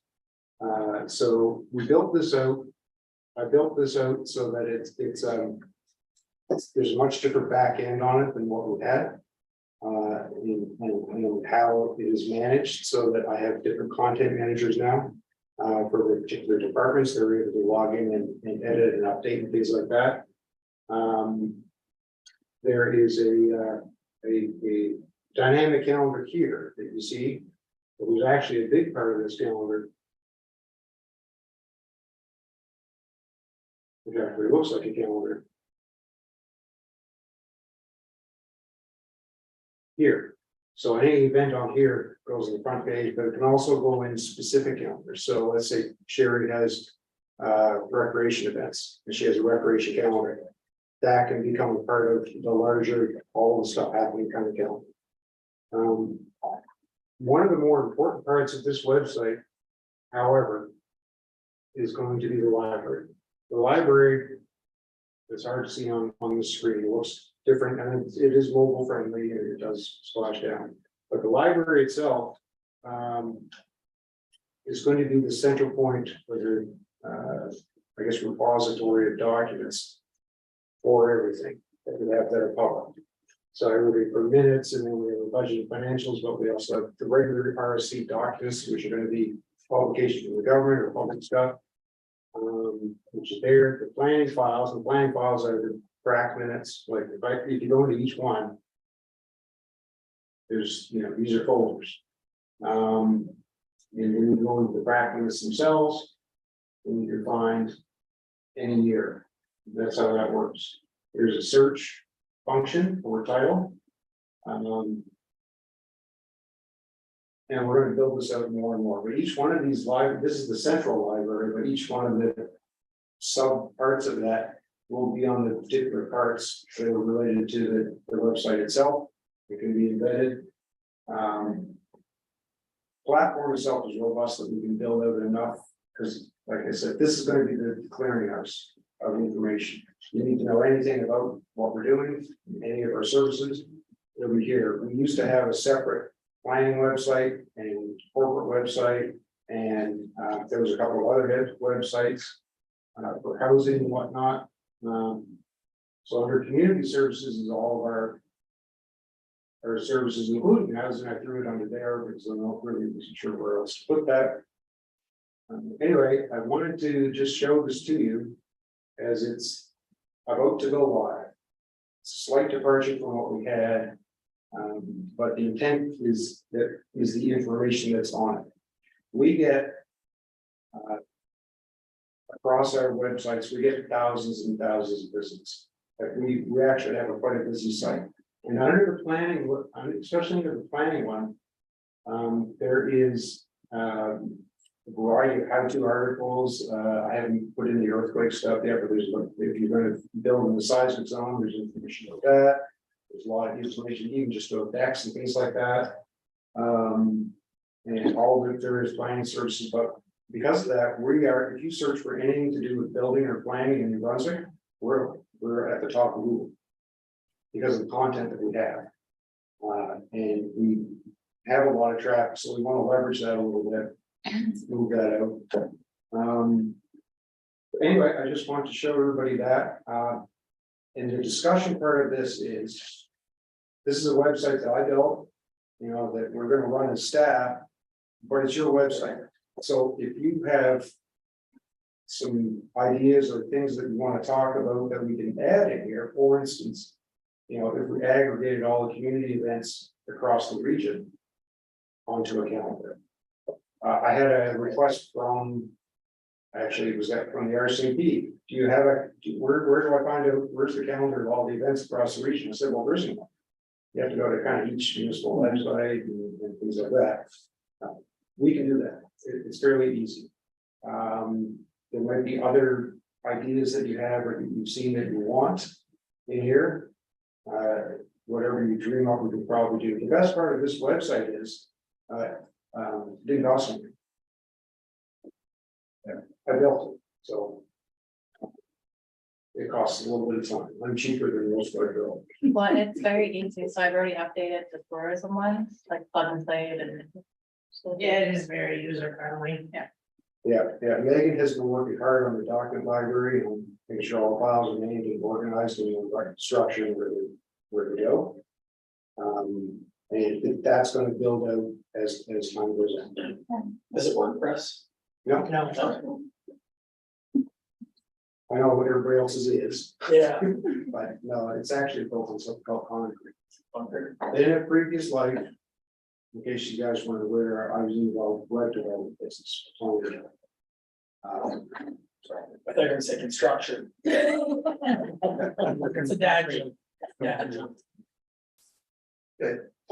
Any last questions, comments on that? Okay, thank you very much.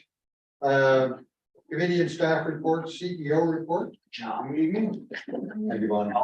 That's it.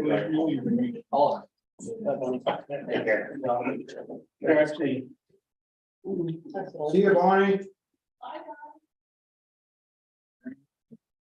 Okay, so I left this one a bit short because I used the one and I didn't want to drag it all out.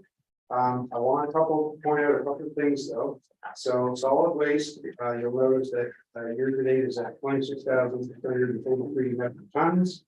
Whereas last year we were at 28,998. There is a slowdown, and that's because we have lost a lot of customers. However, I did go back. So 2021, we were 27,000. But as you know, we have had a steady climb over the last several years of waste, and most of that was attributable to US. So in 2017, we were at 23,648. In 2018, at this point, we were at 25,692. 2019 was an anomaly year. I think that's when those wars went down. I forget what happened. There's a bunch of stuff in, and we were at 28,800. But in 2020, we were at 26,361, pretty much exactly where we are today. So we've gone back to the volumes of, 4 years ago. And that's okay. So I wanted to point that out. There's some stuff there with the planning stats. Again, no slowdown. I don't understand where this is happening, but building permits have not slowed down.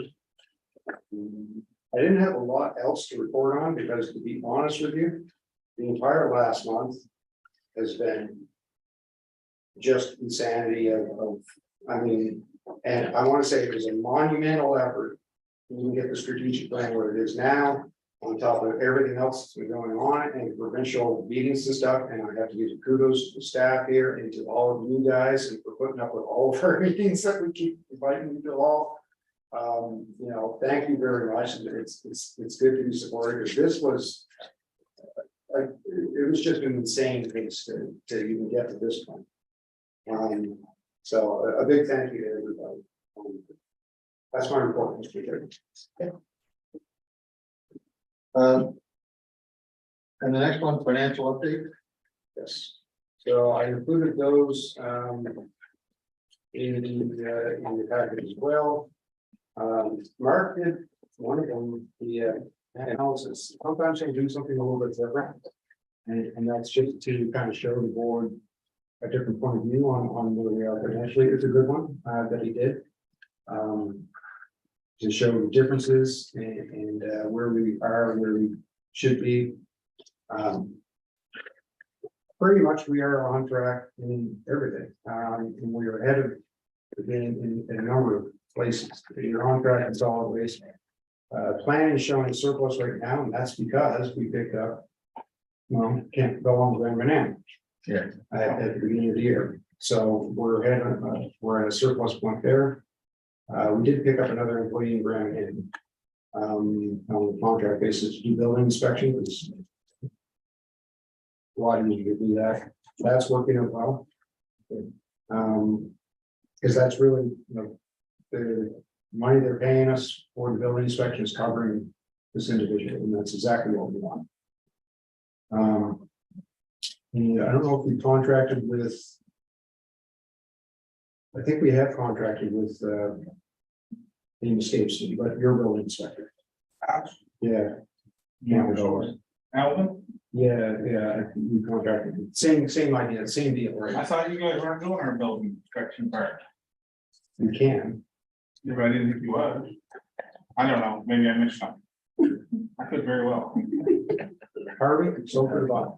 Well, I thought we, anyway, it doesn't make no difference, But it would be the same deal, right? It'd be, it'd be the same idea. And no, that's right. You're right. He's still your building inspector and the contractor you directly, not through us, but. So that being said, we're probably gonna have to do something, because I'm sure his qualifications are probably not really up to par, right? Being an elderly gentleman and stuff.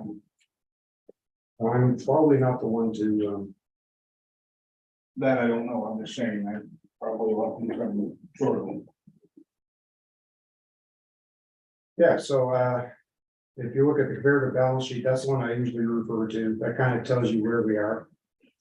In terms of, budget versus expenditure. And we're pretty much exactly where we need to be. With a little bit of surplus.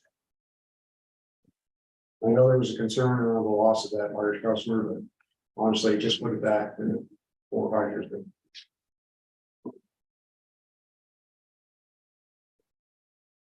Any questions at all? And I'm also, you know, you don't have to, the questions aren't cut off here, but we're doing something later or whatever, anytime. Thanks very much, Hollis. I'd just like to go around, I guess, the table one last time. Is there anything else anybody would like to bring up? The only thing that I will bring up, and I have it kind of here under the date and time of the next regular meeting, the RCP have been asking for this meeting for the Q4 report. And so I threw data of July 6th, which is next Thursday.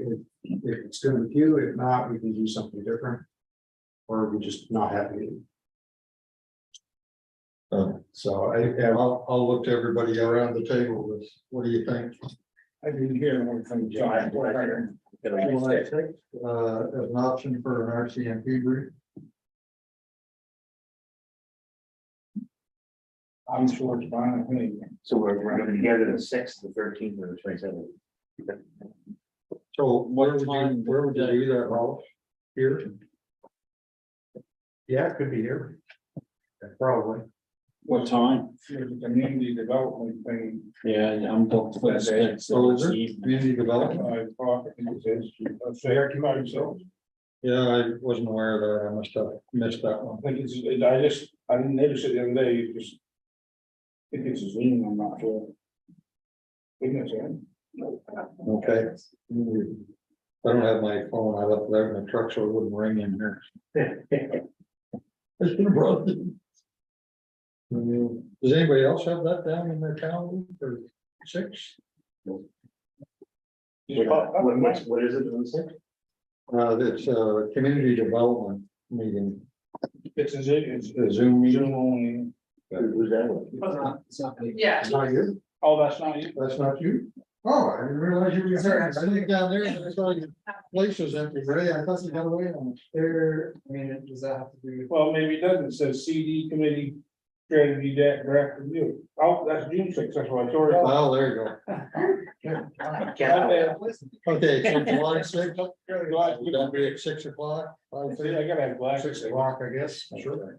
6 o'clock. Put it in there.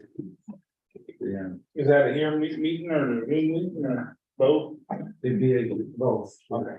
And would that be an opportunity to question them on the progress of their initiatives? I hope They so. were supposed to have. I hope so, I'm not coming. The only concern I have on that is. For the one that we're having for a municipal contract, is I believe they're sending local officers and not. Hopefully Andy Leclerc and other people that are on the higher level come to this one, because I heard ours are local officers, which is really not who we really wanna. No. It's not their issue, right? Like it's top down. Well, the intent of what they want to do is present the Q4 report. Whatever that means. But I mean, you guys have seen the reports before. And, So if it's just a report, that's a quickie. yeah. And we could have that done during our meeting on the 27th or on the 14th. Is it the 14th? No, the 13th. Could we give them half an hour on the 13th? If you can get it done in half an hour. Well, if it's low level officers that are coming in, all they're gonna do is talk to us about the numbers. They're not gonna be able to speak to the higher level issues. So they're not gonna have any solutions to all. Yeah, they're not gonna have the solutions. So it depends on who the speakers are. That's the big determinant. Yeah, so if you could get back to them and see who's coming to that, if it's the higher level guys, then I would say, let's go with the 6th. But if it's one of the corporals coming in to talk to us about how much crime is happening in each of our communities based on data, then that's a quick hi, thank you very much, and yeah, there's not a lot more that can be said to that. No, and there's really no point in talking to Scott McKenzie about why policing is the way it is. No, he's not available. Alan, I see your thumb up. I got a quick question about there, see before we get move on to something else. I meant to ask a while ago. Then we said we was gonna get Hollis to put in a request to the public safety minister. Right. Should we as mayors put in a request? Put a bug in Kathy and Andrew's ears Absolutely. about why that not? too? Yeah. I was gonna say that then and we moved on to something before I gotta go. No, reach out to them and tell them that RC 10 through Hollis will be reaching out to them.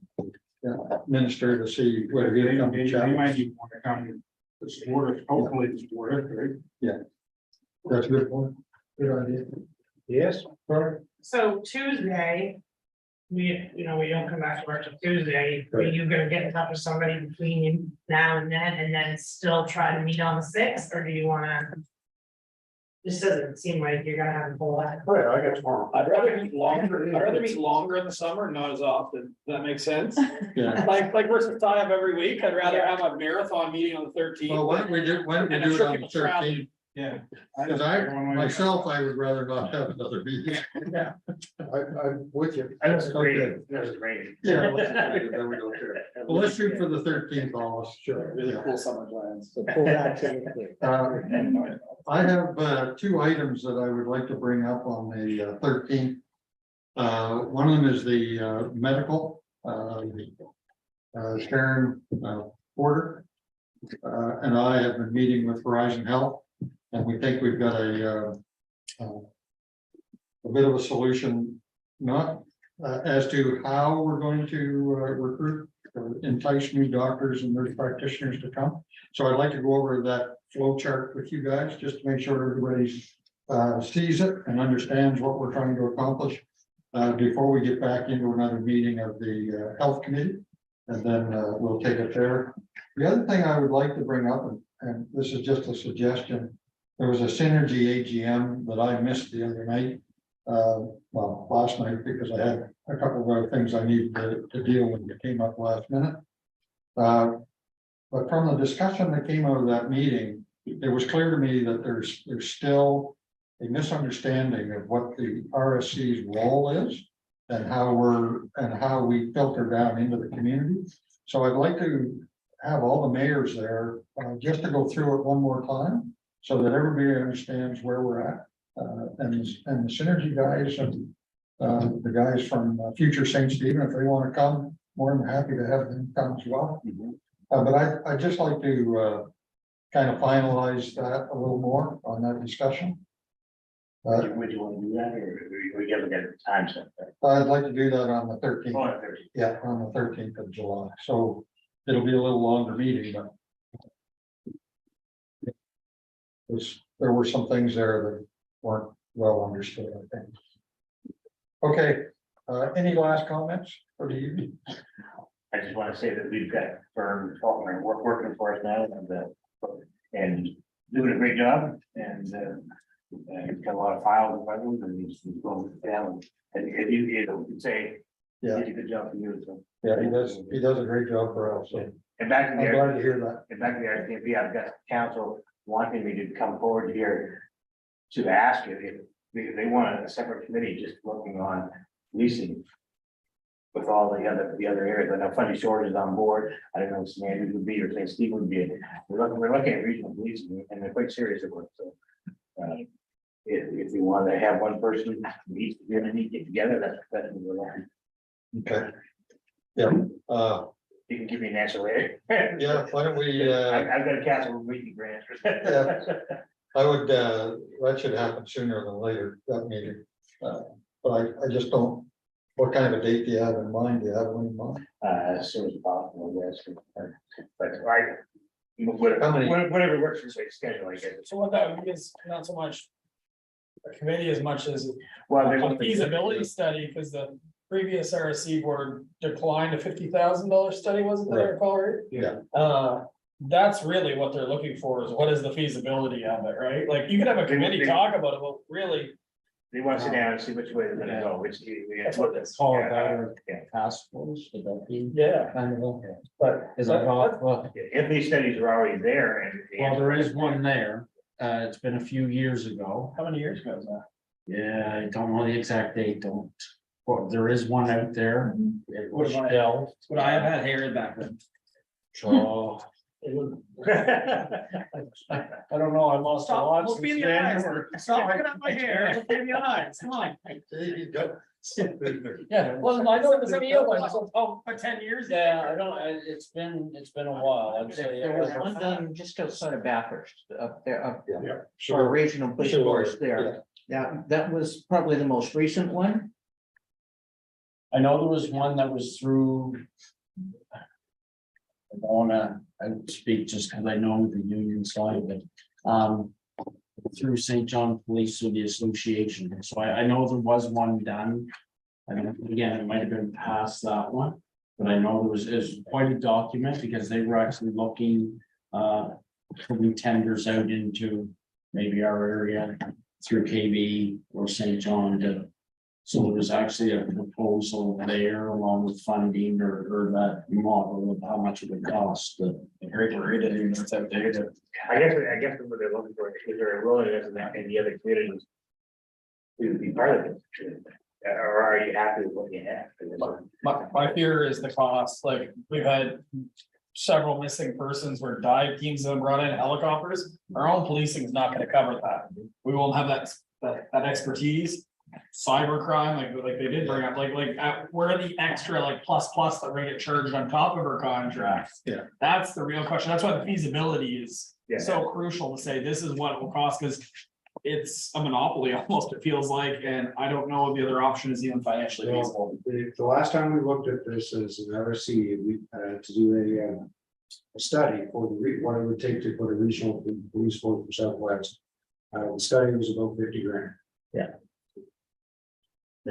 You say you already have results from that? You said? No, They blurred it down. To do it for the. But I know St. John does similar to what you do, they have a base thing, and then they have certain things, but then they contract the RCMP. For certain, it's like they don't do everything, they do.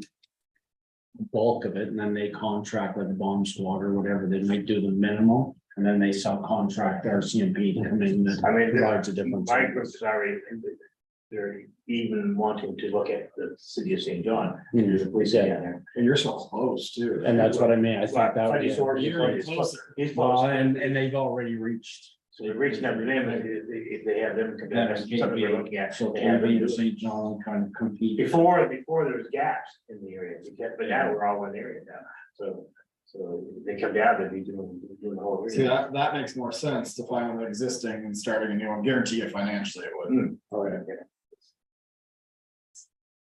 Yeah, there was, I guess I keep it short here. Exactly, yeah, I mean. Can that be a budget time conversation? Can you cascade the annual budget to? Like, that's a large item, so if I'm on a town council meeting and someone throws a big budgetary item out, I say, that's not budgeted this year. That's a budget item conversation, is that when we would do it the same way here, is if we're thinking of doing a feasibility study, and if we are, and I don't know. But wouldn't that be the time when we do the annual budget to say, do we include it or not? There's another bigger conversation, I don't want to get into it tonight, but so our cooperative or regional budget, which is tiny. It used to be, that's where I stuck the recreation cost sharing, but that has its own budget now. But the cooperative regional budget is where any of that stuff would come. I mean, there is always the choice to put that into deficit if you want to do it immediately. You could do that, but try not to do that. But yeah, it's something budgetable, but we also need to talk about a policy around when people come requesting funding for stuff. For whatever, so there needs to be, and we talked about this briefly, we'll have a scorecard and figuring out before it even gets to the board. And it shouldn't be so much of a judgment call if it meets all the criteria. But if you're going to do that kind of thing, if we are going to fund things, then we need to fund the cooperative regional budget. Like put $200,000 or $300,000 into that budget, and that's where your studies would come from. That's where funding requests for things would be approved, whatever that is.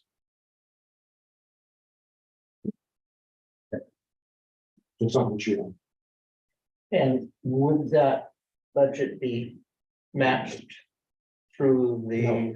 it wouldn't through cooperative, all right. So would you guys be prepared to speak to that on the 13th?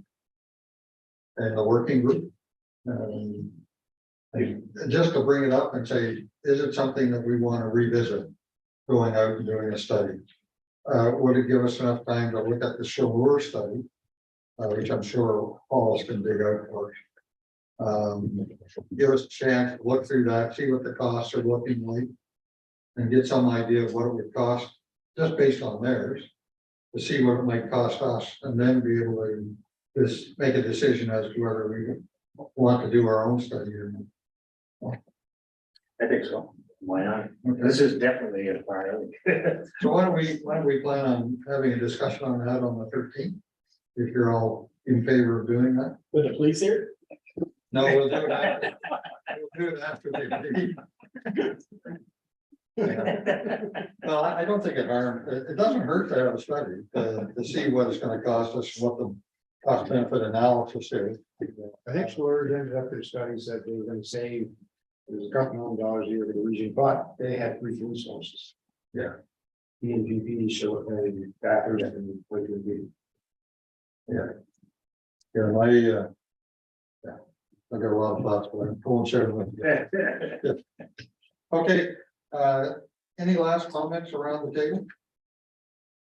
Okay, can we entertain a motion to adjourn? Okay, can we adjourn? Adjourn? Quiet.